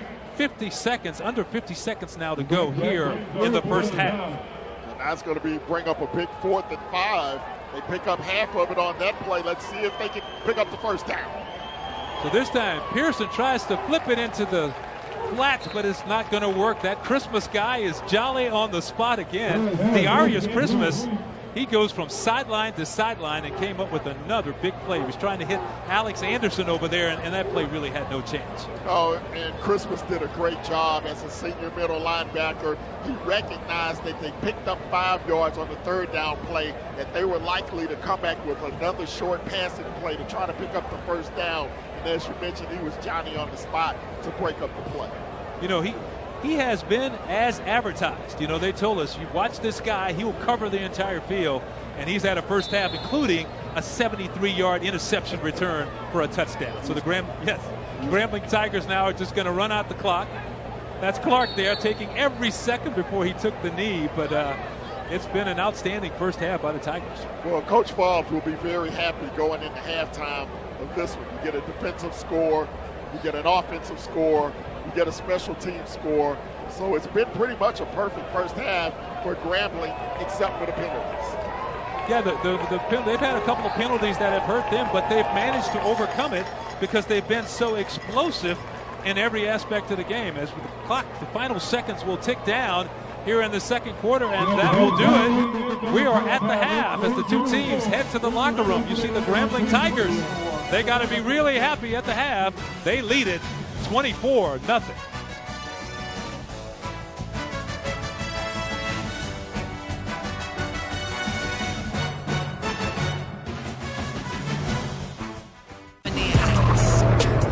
Can you feel it? Mookie, JD. Time Of course, the president of Grambling State University, Mr. Rick Gallo, is here. And, of course, you are the 10th president of Grambling State University. Now, I think it's very interesting because this guy has done a lot of things. You've been a state senator. You've been a state representative. And then now you've gone full circle. You've come back to where it all started right here at Grambling State University. That's right. And, it's hard to concentrate because I grew up watching the world-famed Tiger Marching Band and actually was in the band back in the early 80s. So it was it's definitely something that we really were not expecting as a career path, but very thankful to God that He's given us this opportunity to be a part of shaping the future of students at Grambling State University. Yeah, so when I said world famous band, you're like, yeah, there you go. That's right. Absolutely, that's right. It as a child, I grew up watching the band, and it was always a dream of mine to be in the band. So it was certainly a dream come true, and now to be the president is just an incredible feeling. It is. Now, we have the football game going on tonight. The Grambling Tigers are winning big, 24-0 over Alabama State. But also earlier today, you were pretty busy, even though it was pouring rain all day long. You had high school day on campus, a chance for high school students from all over the place to come onto the Grambling campus and get a sense of what college life is all about. Absolutely. I tell you, we were a little concerned about the weather, but had over 3,000 That's incredible. High school students. It is just absolutely incredible. And when you look at just 3 years ago, high school day was 900 students, and now 3,000. And so, as we continue to see the resurgence of the G, of the brand, we're just really excited. And we've got some really great students who are doing great things at this university. We just had our 4th consecutive year of an increase in our enrollment. 5205 is our fall number. We're just so excited about the direction of the university. And, of course, anybody will tell you that the president's job is easier. It is easier to recruit when the football team wins. So right now, the Tigers are looking real good, and we're very, very thankful for that. Yeah, and over the last few years, they've been doing a lot of winning, no doubt about that. I want to go back to the kids for just a second. So Sure. you give the folks at home, you mentioned enrollment is up, but give us a sense of what the kids had to do on campus when they came in today, what they got to see and what they experienced. Absolutely. So the first component of it was to visit with the academic unit. So we had representatives from all the various departments. Even our engineering technology department had some of their robots. So we've got a strong focus on robotics in our engineering technology area. Our criminal justice is our largest program. We've got one of our graduates is a recent police chief of Dallas, Renee Hall, first female chief of the Dallas Police Department. Renee Hall is a Grambling graduate. We're poised to introduce in our computer science department a new cybersecurity degree. So we'll be the only school in Louisiana to offer a bachelor's in cybersecurity, and we'd be one of 13 nationally to offer a bachelor. So we were exposing the students to all of those programs today, and then they had the opportunity to hear the band perform, the dancers, cheerleaders, had Greek organizations, and I even as a Kappa had my cane out. So I hope I didn't look too rusty while I was. They could just feel the experience, couldn't right, they? Exactly. So, and we got so much positive feedback from the parents about just the family atmosphere. We have a hashtag GramFam, which is the Grambling family, and we are truly small enough to be personally invested in the success of our students. Unlike some of the other larger institutions where you might have a freshman class with 1,000 students, you won't experience that here. And so we're just really excited about being able to expose our students to that today. And many of them said they will definitely be here next fall. So we're making room for them. Now, another big part of your job, of course, is to raise money. Yes. And your Bring It Home campaign has really brought it home. I mean, it's really taken off. You raised more than $1 million, like a $1.2 million. That's correct, and certainly have to credit Mark Newman, our Vice President of Advancement, and his team over there. Last year, we set a goal of $1 million from July to homecoming, which was at the beginning of November, and we exceeded that goal by an additional $200,000. So we are in the middle of our Bring It Home campaign 2018. So for all of you listening, gram.edu/giving, if you want to be a part of our, I hope you didn't mind me getting my plug in. No, please do, sir. Yeah, it's www.gram.edu grambling.edu/giving and be a part of the future of students here at Grambling State University. Now, when you talk about recruiting, you said it just a minute ago, a big part of recruiting students on campus is having a good football team. I mean, it goes hand in hand. And the excitement over the last couple of years that Broderick Fobbs has brought to this team has been incredible. Oh, I tell you what, he is such an incredible man, both on the sideline and across campus and in the community. He's such a great inspiration. And, of course, you know, he was a captain on Coach Eddie Robinson's last team at Grambling. So, you know, he brings the essence of Eddie Robinson every time he's in the room. And so, you know, when you've got a leader like that, you know, it's no wonder that our program has been so successful. So we can't say enough about Coach Fobbs, and we're certainly glad to have been able to extend his contract through 2023. So I tell you what, so much excitement, 25 consecutive SWAC victories, yes. 2 consecutive championships. Boy, he's got this thing rolling in the right direction. He really does. And again, his vision is not just to win football games. It's about developing and building a program. You know, when he came in, we were at a pretty low point in terms of our football program. And he's turned it around and that winning way of Grambling football. And look, you think about when Eddie Robinson was hired in 1941, his charge was to make Grambling the Black Notre Dame of college football.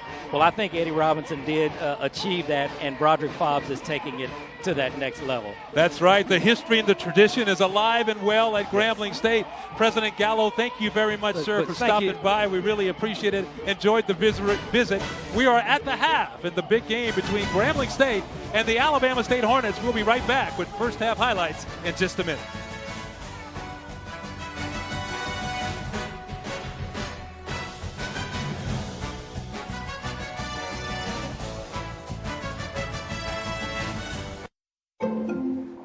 What's in your wallet?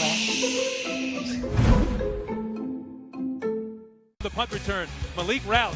And you know what, Ken? He had the right route on this return as he went down the sideline. Yeah, absolutely, Butch. Returning it 79 yards down the near sideline. That opened the score and putting Grambling up 7-0. Yeah, those big linemen should not have to cover 2 consecutive punts like they did there. Ezra Gray here. This time he's hauled down in the backfield by a good play by that defense by the Hornets. But check this out. Kevin Dominique here breaks it into the open spaces, and then he goes down the sideline for a huge 57-yard gain. Yeah, absolutely. And then that'll set up the 11-yard touchdown run. Watch Alden Clark, a little Houdini-act as he gets into the end zone. 14-0. Yeah, he just won't go down. I mean, most quarterbacks would have went down in that situation. He just kept going. And then we pick up Ezra Gray again, number 20 for the Hornets. He had a big first half. Ezra Gray, 64 yards rushing in the first half. But Pearson was under all kind of pressure. That time the pass batted up in the air and intercepted by Darius Christmas. And then 73 yards later, he's in the end zone. Yep, and they're not going to get him as Christmas takes it into the end zone. 21-0. Grambling Tigers at the end of one. Should we say Christmas comes early in Grambling? 73-yard touchdown, a big play by the Grambling Tigers. And that is where we are right now at the half. 24-0, the Grambling Tigers out in front. We'll be right back with some statistics from the first half. Stick around.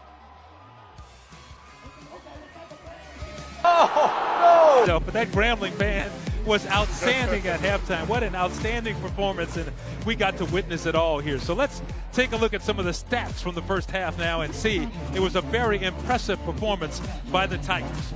Yeah, absolutely. You look at the first half numbers. Alabama State had the advantage in passing yards, 114-14, but you drop down to the rushing yards. It was all Grambling. The penalties were huge, particularly for Alabama State because they came in critical moments, and that one huge turnover where Darius Christmas was able to return it 66 yards for the touchdown. What's not listed on there is the 79-yard punt return by Malik Route as well. So all in all, the statistics a little bit deceiving. Grambling has really dominated in all three phases thus far. Routes punt return was the first score of the ball game, so it got the Tigers off to a great start. But you touched on the rushing a little bit.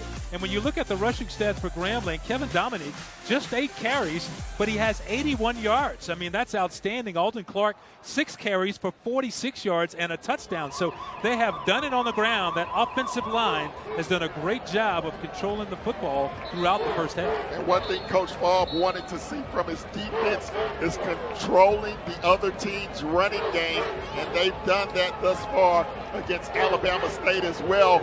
The third down conversions have also been huge in this ball game. Alabama State only converting 3 of 11 third downs. They came into tonight converting 49% of their third down conversions, so the Grambling defense has been able to get them off the field. And that's been a direct result of the pressure. Grambling has had great pressure on the quarterback Pearson all night long throughout the first half. But you look at some of those stats. Ezra Gray, his numbers weren't bad in the first half. 11 carries for 71 yards. But we mentioned it before. They would shoot themselves in the foot every time they got a drive going. Yeah, absolutely. You can't have those key penalties and about 4 drop passes as well that's not listed. Those are the things that you don't see that show up in the box score, but when Alabama State goes to watch that film tomorrow, they're going to be able to point back to those mistakes. But we still have 30 minutes of football to go. Let's see if the Hornets can get back in it. Mark Orozco getting the second half underway. His kick is deep. Ezra Gray feels it, but he takes a knee in the end zone, so the Hornets will get the first opportunity. They will start 1st and 10 from their 25-yard line, and we'll see what DJ Pearson can do here in the second half, because the 6'3", 202-pound sophomore, the transfer from Arkansas State, he was under all kinds of pressure in the first half. Yeah, he was sacked twice, and he was hit a half dozen other times in that first half. 13 of 28, 114 yards, and that 1 pick six. So Pearson starts with Gray in the backfield beside him. 1st and 10 for the Hornets. They give it to Gray, and a nice hole inside. Ezra Gray pops it inside and picks up a nice gain before number 35, Chris Grant, can come in there and put a stop on it. Gray in the first half, Butch, averaging nearly 6 yards a carry. So, but being able to sustain that all the way downfield has been a problem. So, big first down for the Hornets. As they operate again, the ball goes back to Gray, and he almost broke another one. That time, coming up to make the stop was Percy Cargo, but Gray had his legs turning there and almost slipped away for a bigger gain. Well, one thing that's really helped Alabama State in the running game, watch the H-back come from right to left. The kick-out block there, that opens the running lane for Gray right up the middle. That was Moses Marshall, the tight end, with the kick-out block on that last play. Nice job by the Hornets. Again, they give it to Gray, and Gray's getting it. He has an open space in front of him, and finally, he's pushed out of bounds. But Ezra Gray, that time around the right side, got down the sidelines and made a really nice game before Jalen Terrell came in to push him out of bounds. Again, the same action. You see the tight end coming from right to left. Gray going around the right side, able to hustle downfield. Almost a face mask there by Terrell, but he's able to drag him out of bounds. We've seen face mask called a lot during the first half, so it was good to see no penalties so far here in the second half, and the Hornets are on a drop. This time it's a keeper by Pearson coming left, and then he just runs out of places to go. He's hit hard there by number 35, Chris Grant, with his second tackle here in the second half. Grant, 5'11", 195 pounds. He's a junior from Shreveport. And there you see the difference between a quarterback carrying the football and a running back carrying the football, because Pearson got to the next level and he didn't know what to do. Looks like he wanted to slide, but he didn't want to slide, and when you get in between like that, you end up taking a pop. Yeah, you do, and Pearson has taken his share of licks in the first half, so you know, he knows, but he's a good runner with the football, and he can make things happen. And right now, the Hornets are looking at a second down and about 8 yards to go for the first down. So Pearson trying, you know, we saw this in the first half. I've said this 2 or 3 times. They move the football and then it stalls. So let's see if they can maintain the momentum. This time it's Anderson, and he has nowhere to go. He takes it inside, but he's spun down. Big number 98 there to help out. That's Alan Clark, one of the guys there to make the stop. As you mentioned, Butch, they've been great in between the 20s Just getting it inside the red zone and being able to push it in, that's been the challenge against this Grambling defense tonight. So now they're looking at a huge third down, coming up third and about 7 or 8 yards to go for a first down to keep this drive going. And this is where they've had problems. So Pearson fakes it inside, runs the option to the left. Pearson spinning, and he's going to be knocked down short of the first down as he tries to extend the football, but he will not get there. Number 55, Linwood Banks, one of the Tigers, helping out on the tackle. Now decision time for Coach Donald Hill. What do you do here? Oh, you got to go for it. I think you're down by 3 scores at this point. You're in plus position inside the 30-yard line, but looks like they're going to go ahead and settle for the field goal attempt. I'm a little bit surprised. They're going to bring out Herner Hansen. The ball's going to be placed at about the 34-yard line, so make it a 44-yard attempt. He has a long of 35 this year. Good snap, good hole. Hunter Hansen puts it up. And his kick is no good. It goes wide right. And boy, that's a surprise that, Coach Ely trying to put some points on the board. And Hansen could not get it through, but we do have a flag on the play, and the Hornets, well, they seem pretty happy. They're clapping. Looks like it's going to go against Grambling, and that may be an automatic first down for the Hornets and give them a reprieve. What a turn of events. We had Hunter Hansen coming on to attempt what appeared to be a 44-yard field goal. He missed it, but there was a flag down, and like you said, Ken, they're moving the sticks, so it's going to be a first down for the Hornets. So a big break for Alabama State. So they'll get a new set of downs. They will spot the ball just outside the 20 at the 21, so just outside the red zone. Well, and sometimes you need a break to keep that drive going like that, and that's what you're talking about. They needed something. They were trying to put 3 on the board. Instead, they get the penalty and a first down. So Ezra Gray this time sliding off right tackle. Gray with a big run, and once again, that Titus Howard with another big block over there for the Hornets. Gray once again running off that right side. And this time, Gray's going to be spilled in the backfield. No place to go. Percy Cargo coming up from the secondary in a hurry to make that stop. But we have an injured player down on the field. And it looks like it's one of the Tigers. We can't really make out the number from our vantage point, but he appears to be down on the field. So they're going to take a look at the injured player down on the field. And this is a situation where what would it mean? You're down 24-0 for Alabama State to punch this thing in the end zone and get some points on it. Well, this would be huge right now, Butch, because you still have over 11 minutes to go here in the third quarter. A lot of time in this football game. And if you could just get some positive momentum, get some excitement on that far sideline, that would do a world of good for the Alabama State Hornets and their fans. And you can see some of the concern on the sidelines. I think the injured Tiger is Linwood Banks, but he's up on his feet and he is coming off, and we will pause for a timeout with the Grambling Tigers leading 24-0 for Alabama State. And let's not forget Nike. Tiger Woods playing some good golf this weekend. Just do it. Some good golf. Some good golf. The Hornets on the attack. Ezra Gray, and he was one tackle away from breaking that for a touchdown. Number 23, Keenan Fontenot, was hanging on for dear life, and he got him down. So Gray with a nice run right there. He has 12 carries now for 74 yards. Pearson this time hands it to Gray again, and Gray's going to be stopped. Ball looked like it came out of the play, and yes, it did. And the Grambling Tigers came up with the recovery.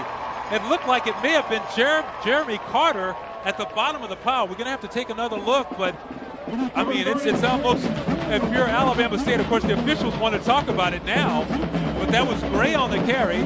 He banged his way down to about the 2. The ball came out, and it looked like Carter may have recovered. Well, let's look at it here from the end zone, Cam. You see Gray trying to squeeze inside, and that football comes out before his knee hits the ground, and that's going to be a very costly turnover for Alabama State, and the bad luck continues for the Hornets. And that was number 34, Jeremy Carter, coming out with the football after Cargo made the stop. So Grambling takes over deep in their own territory. A nice run right there for the Tigers. That is number 40, Jontavius Robinson, and he comes in the ball game, makes a run, and then he trots out every time. So that's pretty good work if you can find it. Go get you a carry and then head back to the sideline. Get you a carry and get you a cup of Gatorade. Get ready for the next series. So Alden Clark has gone all the way at quarterback tonight, so the Tigers may have decided on the quarterback they wanted. We have some movement up front, and we're going to have a flag down on the play.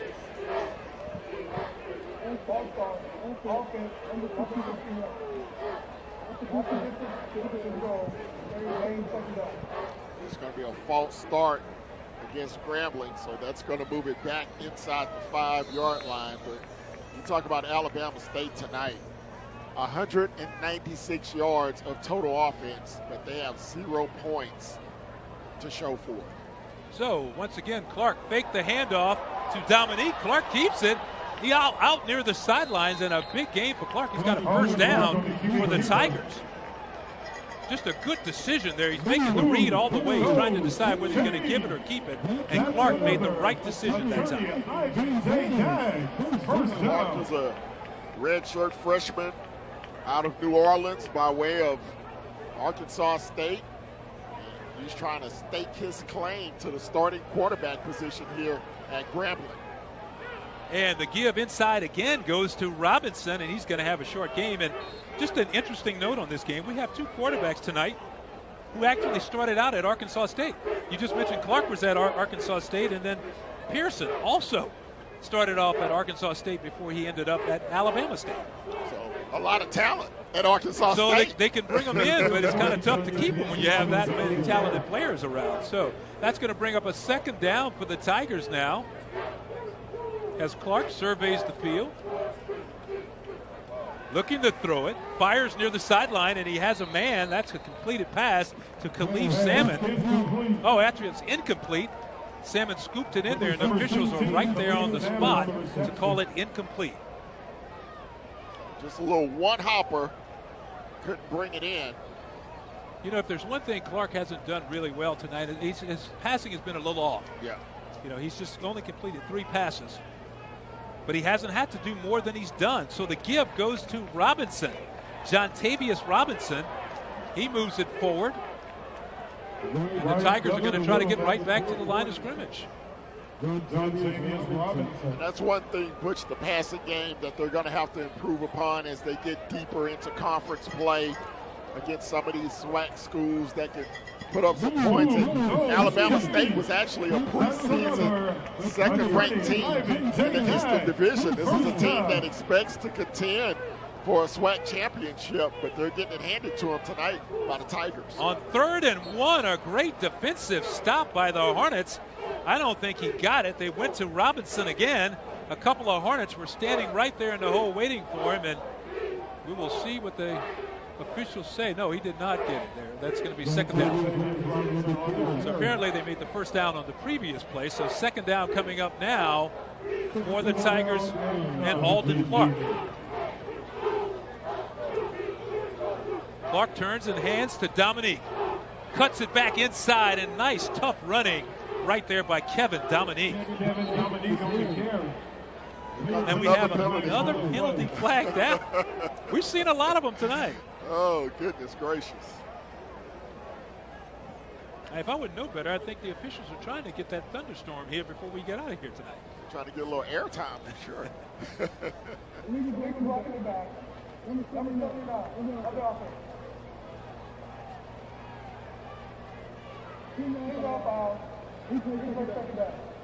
So that was an illegal block in the back. Number 79, William Jefferson, the guilty party. 6'3", 290-pound junior from New Orleans. So that's going to back the Tigers up. And it's going to really make it a second down and 20 yards to go now. So now it's kind of flipped, and it's on the other side that the Tigers have a drive interrupted by a big penalty. So Clark turns, hands to Dominique again, and once again, there's a white wall inside by the Hornets, and there's just nowhere to go on that one. This is a Grambling team that's really had a balanced attack coming into the ball game tonight. on the season. They've averaged 150 yards on the ground, 150 yards through the air, 177 on the ground. But tonight it's been nearly 100% ground game that's helped them control this football game tonight. So a third down and a lot. A long pass, and it's off the fingertips. He was trying to hit number 9, Devon Lindsay, but he could not come up with the catch, and it's going to be incomplete, and the Tigers may have to punt it away here in the second half. It's going to be Clark here, and pass just a little high. Would have been a tough grab, but very catchable. Well, I'm sure Lindsay would like to have a shot at that again. Felt like he probably could have made that catch, but he didn't. He was going to be close to the first down. So that will give us another look at Garrett Urban. The sophomore from Houston, went to Fort Bend Travis. He kicks it away. Allen with a great fair catch. That's a really tough catch to make. But if he doesn't catch that one, it's going to bounce all the way inside the 20. So a nice job by Tariq Allen to make the fair catch. We're going to pause for a timeout now. Our score in Grambling, the Tigers are up 24-0 over the Hornets. Always comes through with a win to make any tailgate one for the record books. Zaxby's, the official chicken of sports fans. It is the first SWAC game of the year for Grambling and Alabama State as they come in, and so far on the scoreboard, at least, it's been all Grambling. They lead it 24-0 as Pearson turns and hands to Gray. Ken, actually, that was number 5, Alex Anderson on the carry. What I was going to ask you was, when does it finally start to take a toll on the team? Last time they were knocking at the door, down on the 2, and they fumbled it away with an opportunity to score. I think that last series was really the backbreaker. You need to find a big play. They've been able to move the ball down the field meticulously, but they need that one big play, that one big run, the home run over the top to try to get a quick strike score, because trying to move it down the field against this Grambling defense, something always goes wrong when they get near that end zone. Yeah, it's either a penalty or, as you saw the last time they had the football, it was a turnover. That was Alex Anderson again, the 6', 208-pound senior from Miami Gardens, Florida, on the carry. So that's going to bring up a big down coming up right now for the Hornets. This time they give to Anderson again, and he has room to work inside. He operates off the 1st and 10, and he picks up about 5 or 6. So now Anderson is spelling Ezra Gray, and he's taking advantage of that big offensive line. Yeah, absolutely. I have to give Ezra Gray a break. He had carried a heavy load so far in this ball game here tonight. Coming into tonight, Gray had only averaged over 3 yards a carry.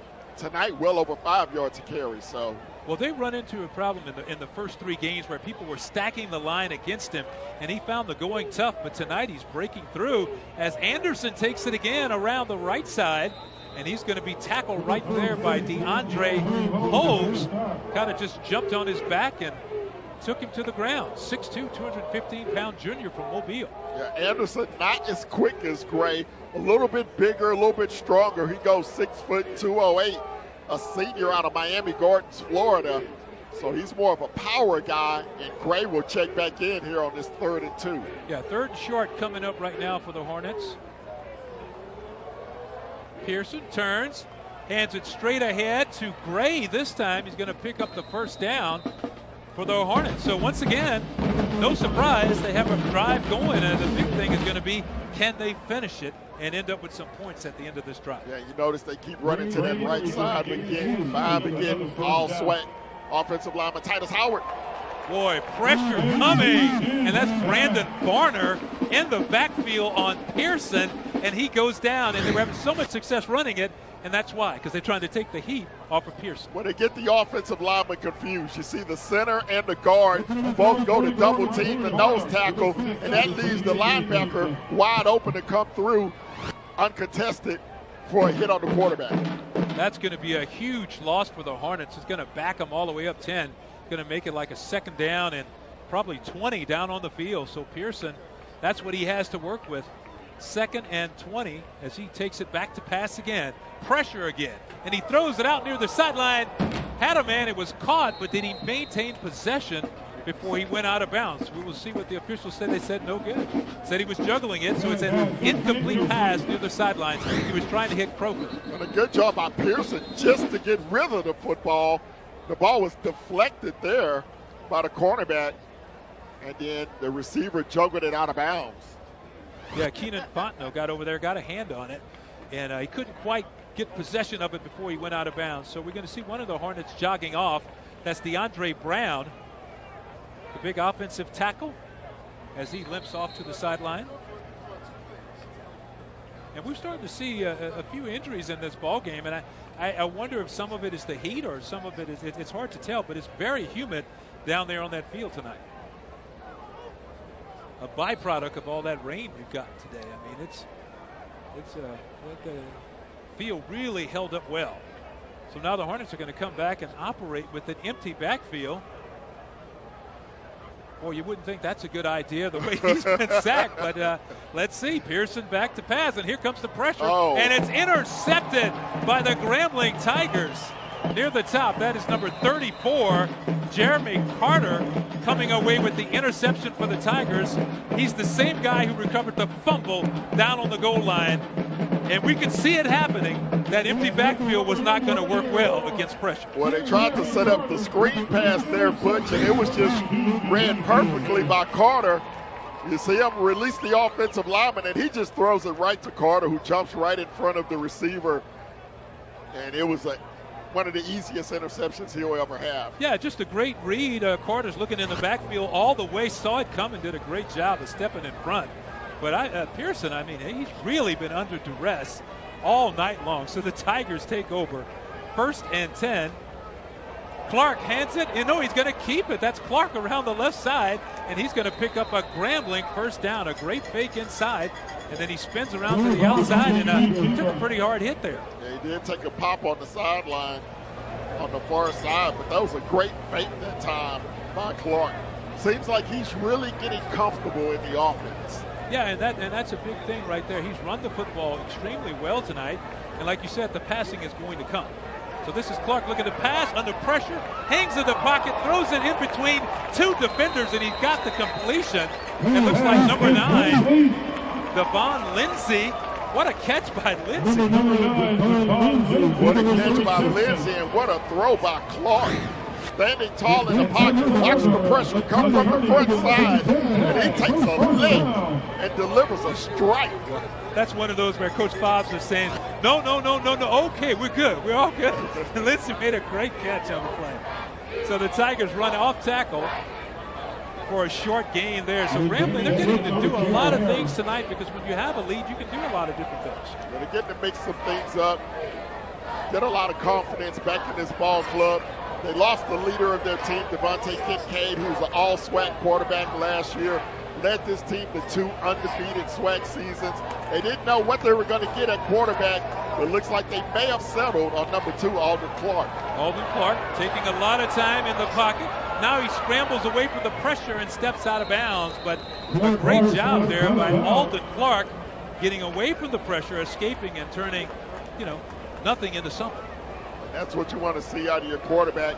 And of course, he's been in competition with the redshirt sophomore, Jeremy Higbottom. Higbottom started the first 2 games, but you see the elusiveness there of Clark. And it's been a good competition. I mean, Higbottom has run the ball well, too, and I mean, he's thrown the ball well at times. They've just been very close, and Clark is getting his time to shine tonight. This time he goes with a pitch out. That's actually a forward pass to Kobe Ross. And Kobe Ross with a nice gain right there for the Tigers.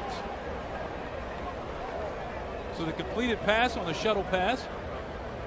And the Tigers are going to be looking at 4th down. So we're going to see Mr. Orozco come out to attempt a field goal for Grambling. Miguel Mendez is going to hold it. He's going to set it down around the 14-yard line. So we're looking at 24 yards on the attempt by Orozco. The 5'9", 170-pound senior from Denton, Texas. And we have movement up front, and all the Hornets are pointing at the Tigers, as you would expect them to do. So it's going to back up Grambling 5. Kicking team, number 8. 5-yard penalty, 1st down. So that's going to back it up 5. Mendez is going to back up. This time he's going to set the ball down on the 19-yard line. So Orozco setting up for the kick. Good snap, good hole, and his kick is perfect. So Mark Orozco in his first game comes back to kick his second field goal of the night as the Grambling Tigers continue to stretch that lead. We have 1:24 to go in the third. Grambling out in front, 27-0.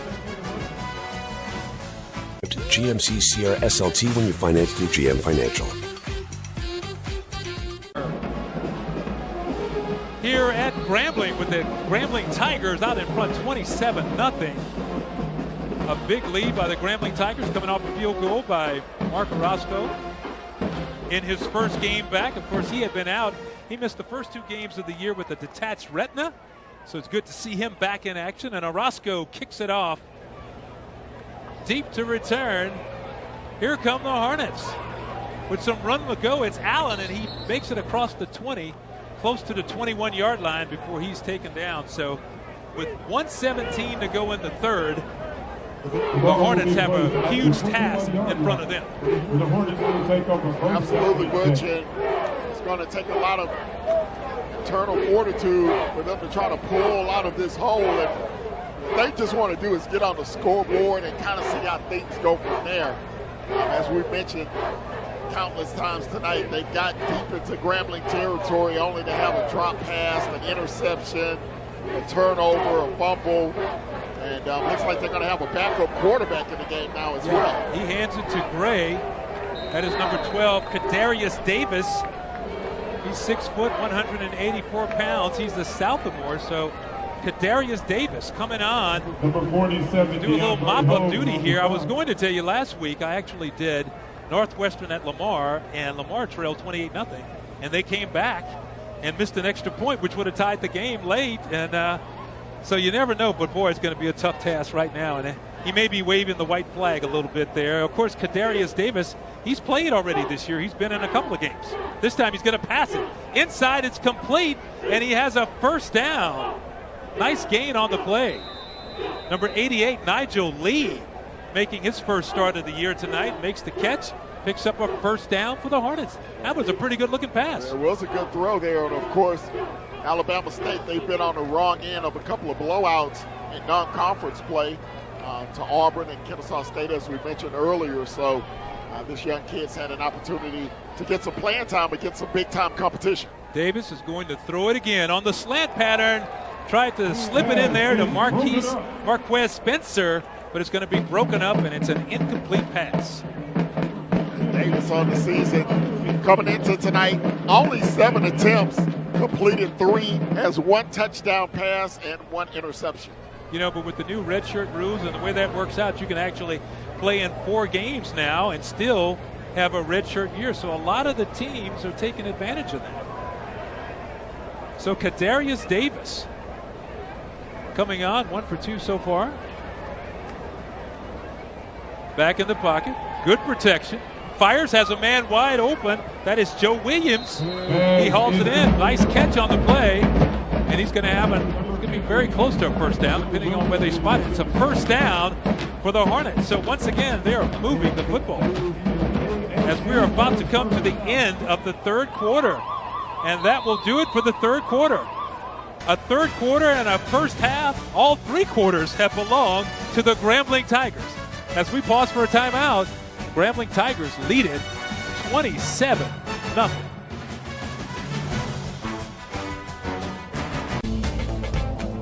ESPN College Game Day, built by the Home Depot. 7-0 over Alabama State. Butch Alcindor, Ken Moore watching the action for you tonight. And the Grambling Tigers have just done it in every facet of the game. Davis trying to get it out. He's still running around back there. And finally, he's going to be sacked in the backfield.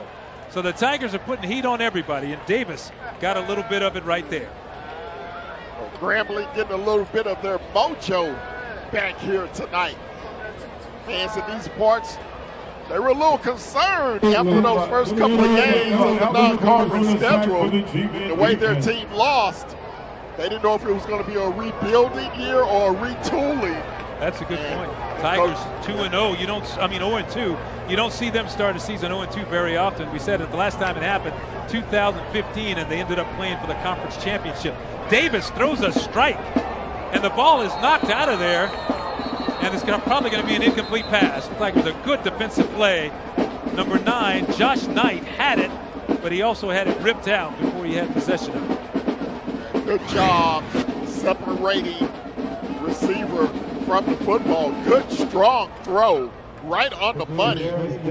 Football comes out at the end. It's going to be third and extremely long for Alabama State. That Kadarius Davis really throws a nice ball. He can spin it. Good pass. Josh couldn't come up with that one. Had his hands on it. Probably should have hung on to it. So Davis going to throw it again. Spins it over the middle. Overshoots everybody. He was trying to hit number 1, Jeremiah Hickson. And he had a little window to squeeze that in there, and he's a little too high. Tough pass to make. And now we have whistles on the field again. And we have a player down. It looks like it's a Grambling player who's down on the field. Down on the far sideline near the 30-yard line. It's number 15, Trayvon Cherry. And you see the medical staff taking a look at him.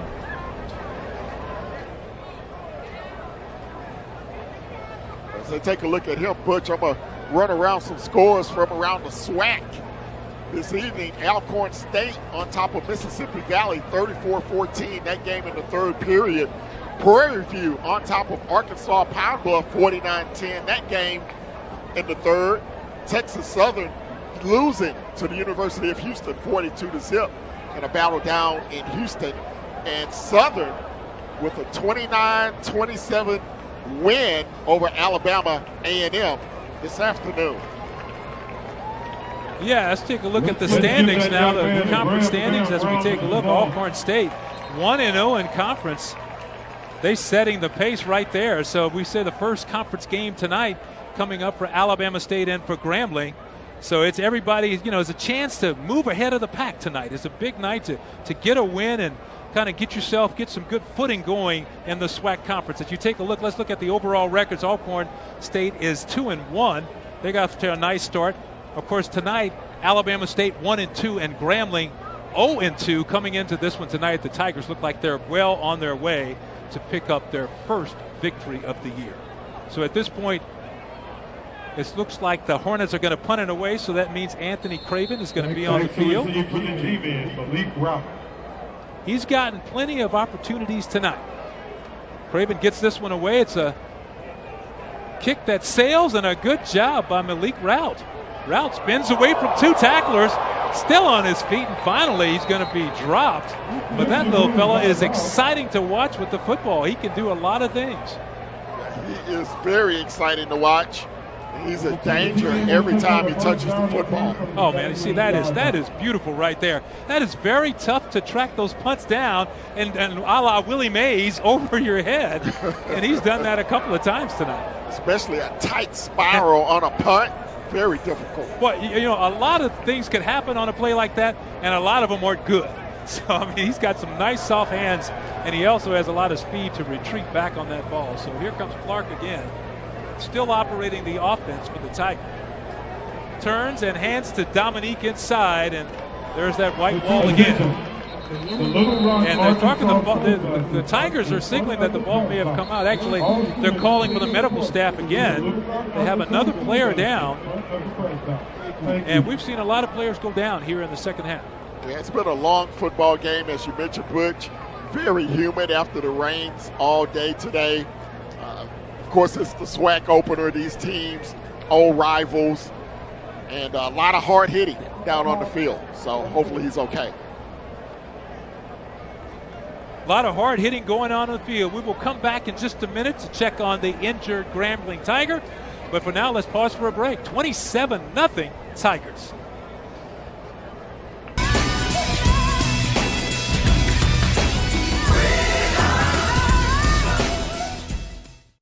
ugly-looking situation. You see him roll right into his right leg, and then it gets caught underneath him. And that wasn't intentional at all. It was Devin Santana. He was trying to make the tackle and actually got spun into him right into the knee.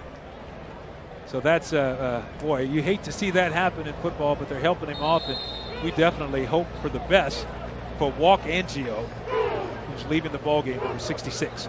So Clark back in the pocket, going to pass, throws it low, and it's going to be incomplete. Trying to hit Khalif Salmon, but it's an incomplete pass on the play. I mean, that's one of the dangers of football.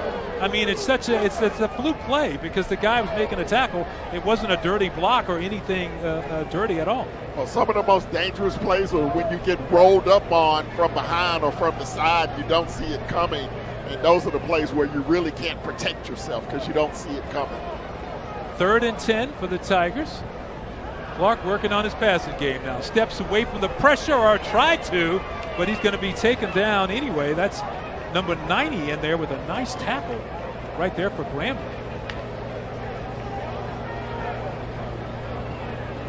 So the Grambling, for Alabama State. Now it'll be a punting situation. Grambling and Alabama State should come out of this with good field position. Still 13 minutes to go in this ball game. A lot of football left, no doubt about that. So the Tigers are going to punt it away. Garrett Urban, we've seen him a lot tonight. The sophomore from Houston. Boy, did he hit that one. He's chasing the return man Allen all the way back. And Allen did a good job of retreating to make that catch. But a nice punt coming up there by Urban. You know, Urban was the guy who had to handle the field goal duties while Orozco had his detached retina thing, and he did a pretty good job. He really did. He was 1 of 2 on field goals, hitting a long of 22 yards. So it's always good to have that fallback situation because you never know. It's all about depth. And so they have a lot of it, and it's just surprising. The Grambling Tigers have definitely played good tonight, but it's not like the Hornets haven't moved the football. So it's just the score really doesn't indicate what went on the field. Grambling has been so explosive tonight. They've had these really big plays that led to touchdowns. Exactly. That's exactly what's happened here tonight. So Davis is going to be tripped up and dropped in the backfield. So one thing the Tigers have been consistent about all night long is pressure, pressure, pressure. Sometimes enough pressure will bust a pipe. And that's what happened to the Alabama State offensive line tonight. They've just been worn down by this defensive front of Grambling as they've been able to pin their ears back and come after the quarterbacks, whichever one is in the backfield. Take advantage. Kadarius Davis now looking over to his left, has a man, nice completion, and he's going to pick up a nice game, but he's going to be 10 yards shy of the first down. That's number 18, Jameer Hanna, and a good stop by that Grambling defense. Well, when you look at both of these quarterbacks for Alabama State, Pearson as well as Davis, both of them throw a nice ball that's very catchable to their receivers. They have to get more help on the outside from those guys running these routes. They have to be able to make big plays downfield because the quarterbacks are getting them the football. Davis again sliding up in that pocket, and it's going to be intercepted by the Tigers. Number 23, Kenan Fontenot, and he's going to be tripped up. Kenan Fontenot coming up with the interception. The 6', 180-pound freshman from Lake Charles played his high school ball at Hamilton Christian High School. You see Davis with time in the pocket. He just sails this one over the head of his receiver, and that was tailor-made interception, and that's the 4th turnover of the night for Alabama State. Number 62 of the defense.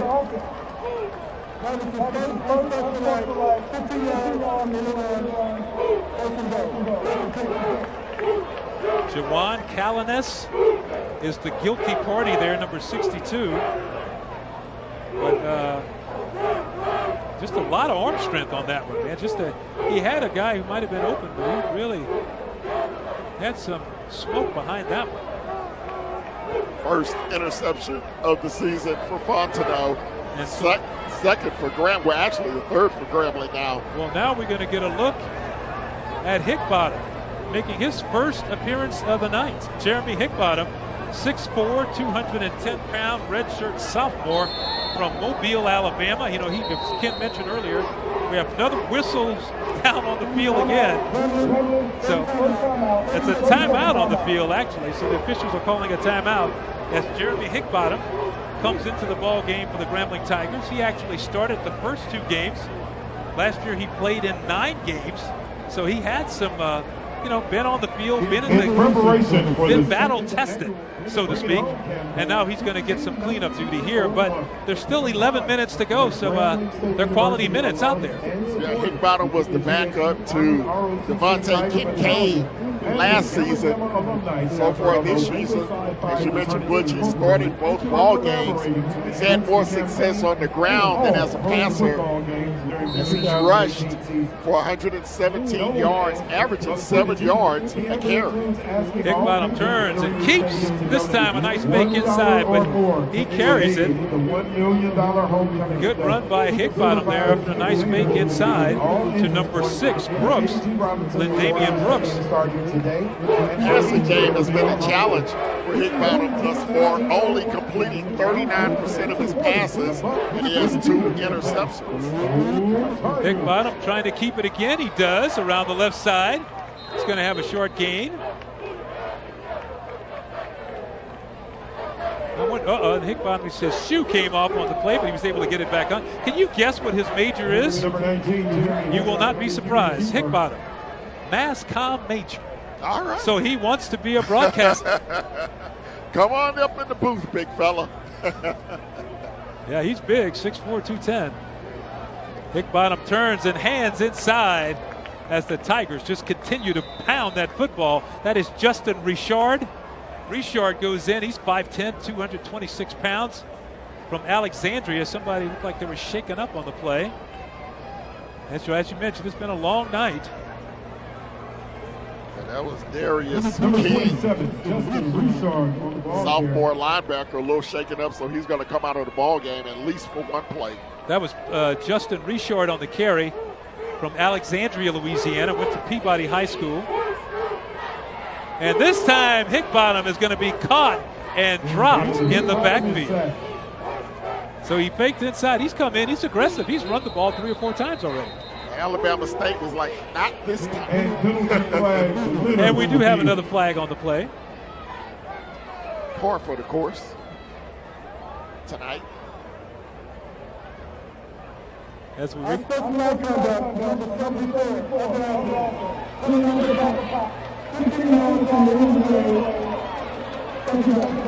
an unsportsmanlike conduct called against number 74, Kyle Davis. How many unsportsmanlike conducts? I think both of these coaches are really going to be a little ticked off at the guys with the lack of discipline here tonight. Well, it's one of those things that him getting a little tongue lashing there on the sideline. And rightfully so. You don't want to do something like that that's going to hurt your team. But I think both teams are going to leave this game, and it looks like Grambling's going to win right now. But they're both going to have things to work on. They're going to both be able to look at the tape and say, we need to work on this and we need to work on that. As Hickbottom is going to try to pass one. And we have whistles on the field, so the official stopped it before the play. Shoots his pass deep, and it's incomplete, but we will see what the call is. I think these officials aren't ready to go home.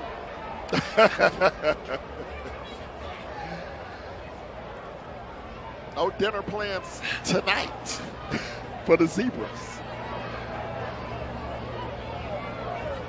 It's been a good game, and Grambling has done a really great job of overcoming penalties. Even when they've had a penalty, a lot of times they've come back at the line, they've overcome the penalty, and they've picked up the first down. So they're talking over right now. Of course, coming up next week for Grambling, they'll have that annual showdown with Prairie View at the State Fair in Dallas.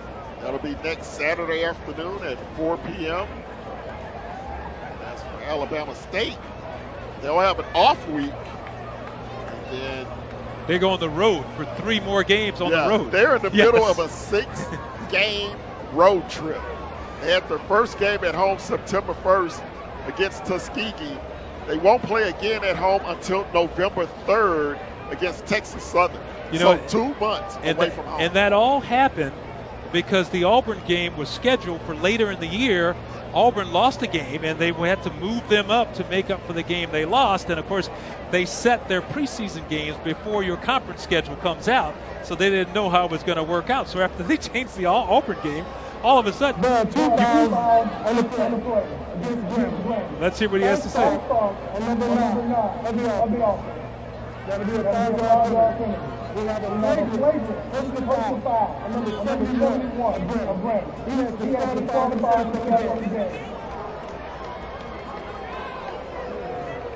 I think he said 71 for Grambling has been disqualified. That would be Fred Williams Jr. out of Columbus, Georgia. So, yeah, he's a big 6'5", 320-pound lineman.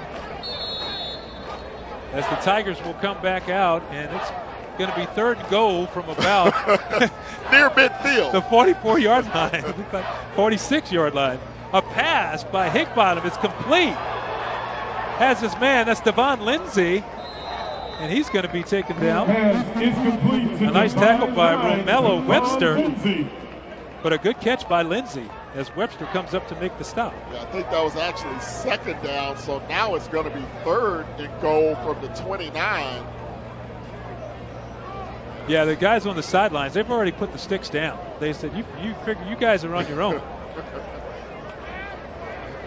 So it's a long way to go. It's like 3rd and forever for the Grambling Tigers as Jeremy Higbottom is back to pass. He's got some pressure, scrambles around, and then fires near the sideline, has a man, and a nice spin move on the play. The ball is loose, and it's going to be recovered by the Tigers in the end zone for a touchdown, Grambling. What a scramble on the play. It looked like Devon Lindsay recovered that loose ball after Kobe Ross popped it up. But what a play. And that's how the ball has just bounced tonight for the Grambling Tigers. Just an outstanding play. Ross made a good catch, slipped the tackle, he loses the ball, and then Lindsay falls on it in the end zone. Turnover. 2nd and 44 into a touchdown. Wow. Just how they drew it up. Orozco on to tack on the extra point. Bad snap, he got the kick up, and it's good. So what a play by the Tigers. Higbottom bringing some excitement into the lineup here, scrambling around, and then fires downfield as he gets away from the pressure. See the receiver there on the far sideline, able to stay in bounds. The ball popped loose, but the Grambling Tigers once again, Johnny on the spot as they extend their lead. 34-0 over Alabama. Lindsay on the touchdown.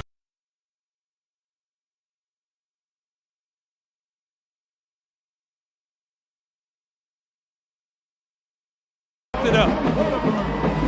But what a play.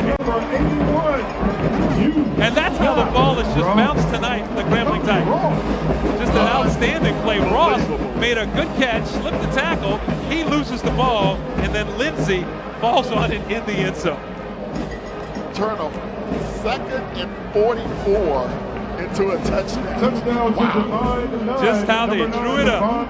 Orozco on to tack on the extra point. Bad snap, he got the kick up, and it's good.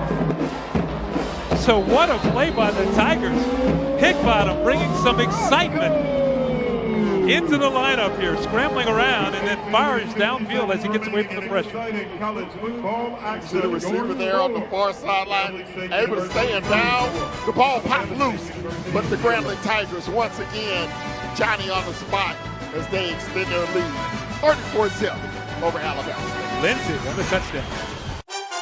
Saw you on your Instagram and I think you're cute. I think you're cute. Oh yes I do. I think you're cute.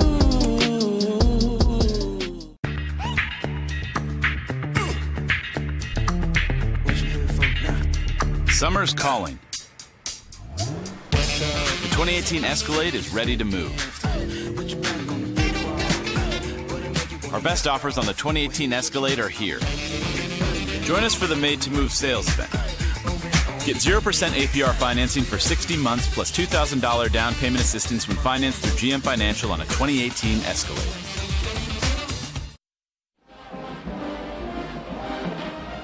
And what started out as a rainy night in Grambling, well, actually turned out pretty nice, especially if you're a Grambling Tiger fan.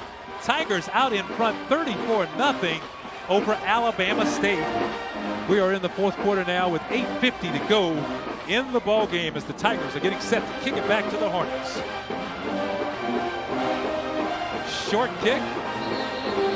And we lost it there for just a second, but they're signaling touchback on the play. And so the Hornets go back on offense. And like I said, we've said it a few times tonight, they've moved the ball. There have been times where they've moved the ball, Ken, as you said, in between the 20s. But for some reason, once they get down there, they have not been able to punch it in for a score. It's like that invisible shield that you can't get through once you get inside the red zone. And that's been a struggle tonight for Alabama State. And their season is going to get tougher because we were just talking about now they go on the road for 3 more games. And so that's not going to make it any easier. Still in at quarterback, Kadarius Davis. And he hands off to Farmer, and he has nowhere to go. I tell you what, they should have a heck of a homecoming on November 3rd. Might be the biggest homecoming in school history. They hadn't seen their team in 2 months. Buy your tickets now. They're on sale now. So, you know, you get a situation like that, and you're trying to survive, really. So Kadarius Davis dumps it off to Farmer. He's got a little room to work with. Cuts it back inside. A nice move by Farmer.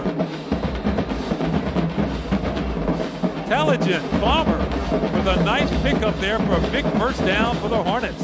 Kadarius Davis showing his toughness because he got blasted just before he let that football go. Well, I'm glad we got to see him play tonight because he really throws that football well, and he's showing a lot of presence. You know, just because you're down 34-0 doesn't mean you can't get something out of the game. And Davis shoots one down the field, and he overshoots a man who's double covered on the play.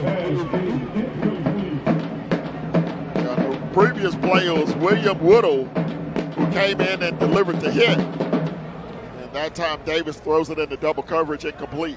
Well, this is the time of the game where both teams, they're both going to start getting in a couple of new players and guys you may not see all the time. They're going to get a little work in. Got 7:47 to go on the clock. Davis hands to Farmer, tries to turn the corner, slips away from one tackler, and he gets it back close to the line of scrimmage.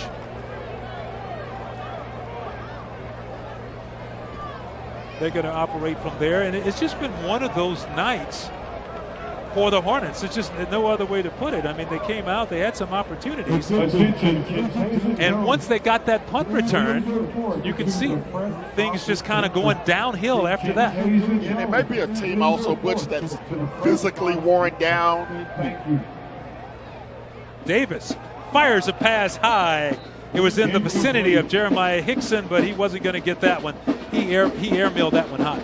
I mean, when you go up against an SEC opponent, top 5 team in the country like Auburn, and then you backdoor that with a top 5 team in the FCS in Kennesaw State, and then you come in against the defending back-to-back champions of the SWAC. I mean, that's 3 very difficult games in a row against 3 very physical football teams. And the Hornets punt it away, and it's going to go out of bounds. That's an extremely good point. And not only, you know, are you playing big teams, but the depth situation, you know, and you develop injuries, and you hurt your depth on the play.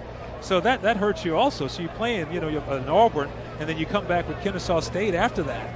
I mean, that's really a tough back-to-back. And then, like you said, you throw in Grambling, who's shooting for their third consecutive championship. It's not exactly chopped liver you play tonight. So it just makes, you know what I thought about when I looked at that schedule? Like, I asked someone earlier tonight, who's the athletic director at Alabama State? He goes, oh, he's not there anymore. He left. The guy who did the schedule, he's gone. Made that schedule 3-4 years ago. Yeah. I was like, oh, that makes sense. Wouldn't want to stay around after that schedule either. So the handoff goes inside and a big hit. That is Justin Richard. on the carry for the Tigers. Number 27. Justin Richard on the carry. Richard is from Alexandria, Louisiana. Getting some touches now late in this ball game. So while we have a chance, if we're going to Hickbottom still in at quarterback there, hands inside to Richard again. Just tell me a little bit about Alden Clark and your impressions of it. Do you think he solidified that job tonight, even though he did not pass the ball really well? You know, it's kind of a double-edged sword, because when you go back and you actually look at the film of the ball game, it was big plays on defense and special teams that really broke the game open. What Clark did tonight, he managed the game very well. He did not commit a turnover, which is very critical for what Coach Fobbs wants to see from his quarterbacks. He was very unhappy with the turnovers that both quarterbacks were making in the non-conference schedule. That was Justin Richard again, and carrying the football for the third consecutive time, and as his teammates readjust his shoulder pads there in the huddle, but he looks like he's got some nice moves. But I would fully expect Clark to get the start next week against Prairie View, but if he struggles, he will go to Hickbottom. Hickbottom again, hands to Richard again, and he's cracked down in the backfield. A big hit by the Hornets. Number 42, Jarkeith Ruffin, getting into the backfield to make the big hit with 5:23, 22 and counting to go in this ball game. As we talked about, Butch, both of these quarterbacks have to work on their passing game, have to work on their accuracy. And it's a bad snap on the play. Hickbottom could not hang on to the snap, so he does the next best thing. He just falls on it. You know, on the other side, you got to think it's a really positive night for the Grambling defense. You mentioned they had given up some points before this game, and they came in tonight, and what I thought was really impressive was the fact that they forced turnovers. You know, they forced a lot of punts. You know, we've seen the punter on the field a lot tonight. We've seen Anthony Craven out there an awful lot. So that defense from Grambling got the mojo back tonight. So Hickbottom with a pass, complete to Geis. And it's going to be a short game for the Tigers. That's a ball club that gave up 41 points a game in the first two contests this season, and that's just not Grambling football that we're used to seeing over the first 5 years of Coach Fobbs over this organization. You know, while we have a chance, let's talk a little bit about what Coach Fobbs has done, because Grambling is such a historic university. I mean, with the great Eddie Robinson being here, Fobbs is 39-13. Yeah, tonight it'll be 40-13 after tonight. Yeah, that's a heck of a start. So on the punt return, and just like that, Jordan Jones.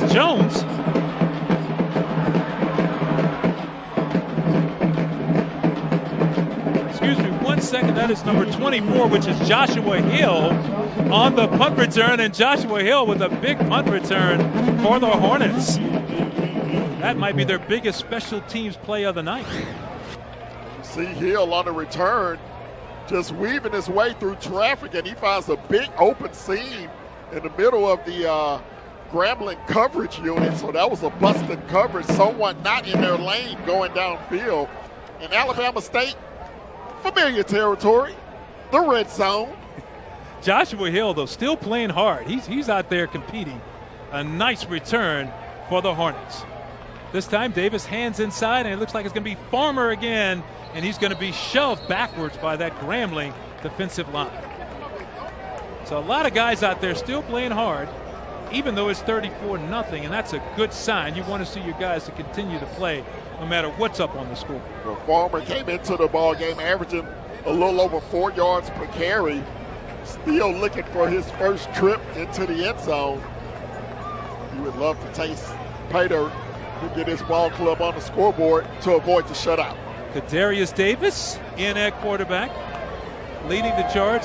Had to hurry the pass. He had a man open, that's Marquez Spencer, but because of the pressure and he had to throw so quickly, he could not hit him in stride. We've seen Davis be on target tonight. We've also seen a couple of overthrows like that one. Previous overthrow led to an interception.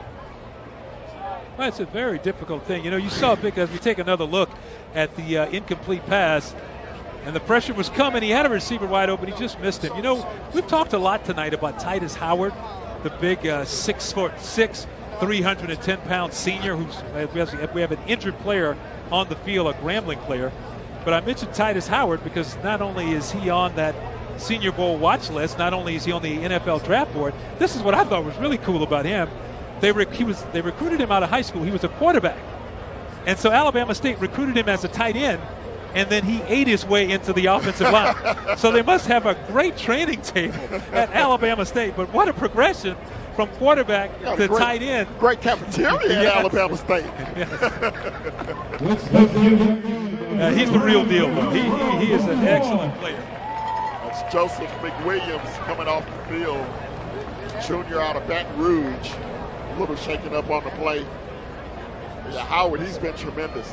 And a lot of those runs tonight by Ezra Gray, they were to the right side behind that big offensive tackle. Yeah, and when we were talking to Coach this week, he said, yes, sir, he will be playing on the next level, no doubt about that. So they expect to see him in the NFL one day. Very impressive offensive lineman, all 6'6", 310 pounds. 10 pounds of it. He's a senior.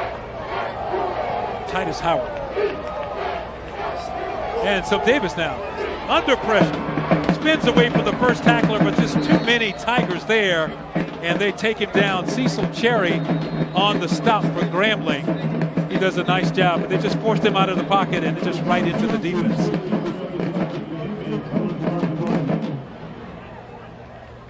Not sure if we have a timeout or another penalty marker. The officials are They're talking again, yes. At the 15-yard line. It looks like a penalty marker is down there at the 11, so. Well, I'll tell you what, that's something that Alabama State will definitely. Number 88 of the offense. 15 yards. The foul is on Nigel Lee, number 88, the wide receiver. But what I was going to say was that is something Alabama State is really going to have to address because they've shot themselves in the foot every single time tonight. They've moved the ball good. They could have had some points on the board, but it just hasn't happened. And so now they had Hunter Hansen out there. Looked like he was going to attempt a field goal, but they're calling him back to the sideline. Yeah, and now it's a timeout for Alabama State.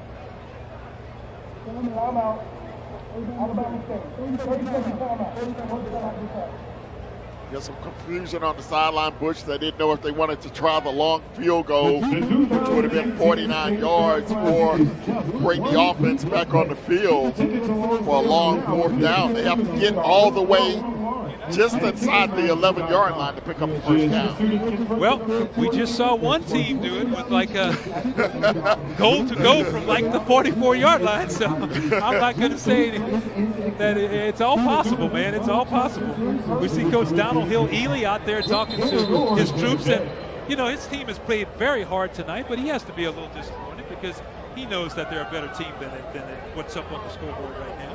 Yeah, this is a team that expects to contend in the Eastern Division of the SWAC. They plan on being in the SWAC championship game, likely against this Grambling Tiger team. So now we do have Hunter Hansen out there to attempt the field goal. Ball's going to be set down on the 39-yard line, so it's a 49-yard attempt by Hunter Hansen as the Hornets try to get on the scoreboard. Snap from center is good, so is the hole, and Hansen's kick is going to be wide right. Not going to get there. So a second field goal attempt tonight, and that one is no good. So, tough call at that point. They're trying to get out of here with something positive, with some type of points on the board. Had the distance, did not have the accuracy. Left it out to the right there. You know, he's had a good year for them. Coming into this ball game, he was 4 out of 6 on his field goal attempts. 5'9", 181-pound sophomore. He's also from Montgomery, Alabama. Coach told us when we were talking to him this week, he said, anywhere from 45 yards in, I'm very comfortable with him. And we saw it right there. So Tigers on the attack again. Hickbottom hands again, and it's just straight ahead. So from this point, you can expect the Tigers to just run down that clock. Yeah, that was 27 Justin Richard He's a freshman out of Alexandria.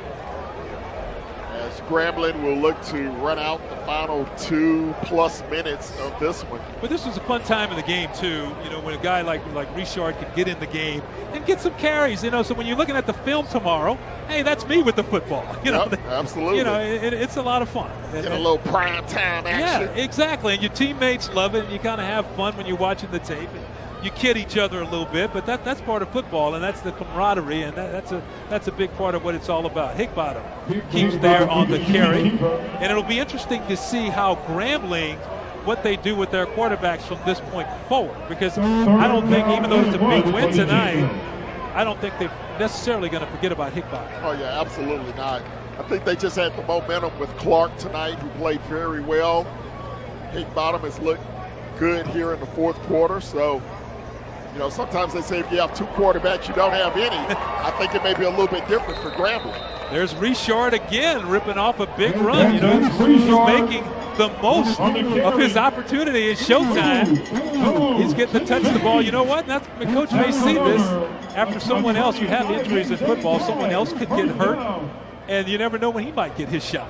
Yeah, you got it. And that second team offensive line doing a heck of a job as well. Get in there. Dimitri Jacobs still in there. He's a starter, but you do have some other reserves along that line that's getting a little bit of playing time here tonight. That's how you grow. That's how you grow and how you mature. Tigers with the football. Turns and hands again. No, he fakes it this time, and Higgbottom keeps it. Gave Richard a break on that one. We have 47 seconds to go in the ball game, and this one has been over for some time, but the Tigers are just running down that clock right now. Big Christian Clark able to get in and make that tackle. He's a young man who's overcome a lot in his career. But you got to say for Alabama State. You got to say for Grambling, mission accomplished tonight. Came home, first conference game, and boy, you're going to come away with what looks to be a shutout with 15 seconds to go. As Richard breaks another tackle around the right side. So he's trying to get every second out of this one as the clock ticks down. Final 5 seconds of the ball game. And what a homecoming in some ways tonight for the Grambling Tigers as they come out here and shut out a very good Alabama State team, 34-0. Huge win for Coach Fobbs as he continues that Southwestern Athletic Conference winning streak to 26 straight games. 26 straight games. So for Ken Moore and our entire crew, I'm Butch Alcindor saying so long from Eddie Robinson Memorial Stadium, where the final score is 34-0 Grambling. All games airing on the ESPN networks are streaming live on the ESPN app. Or to watch this entire game on replay, as well as other games on our family of ESPN networks, log on to watchespn.com or download the Watch ESPN app. This has been a presentation of ESPN.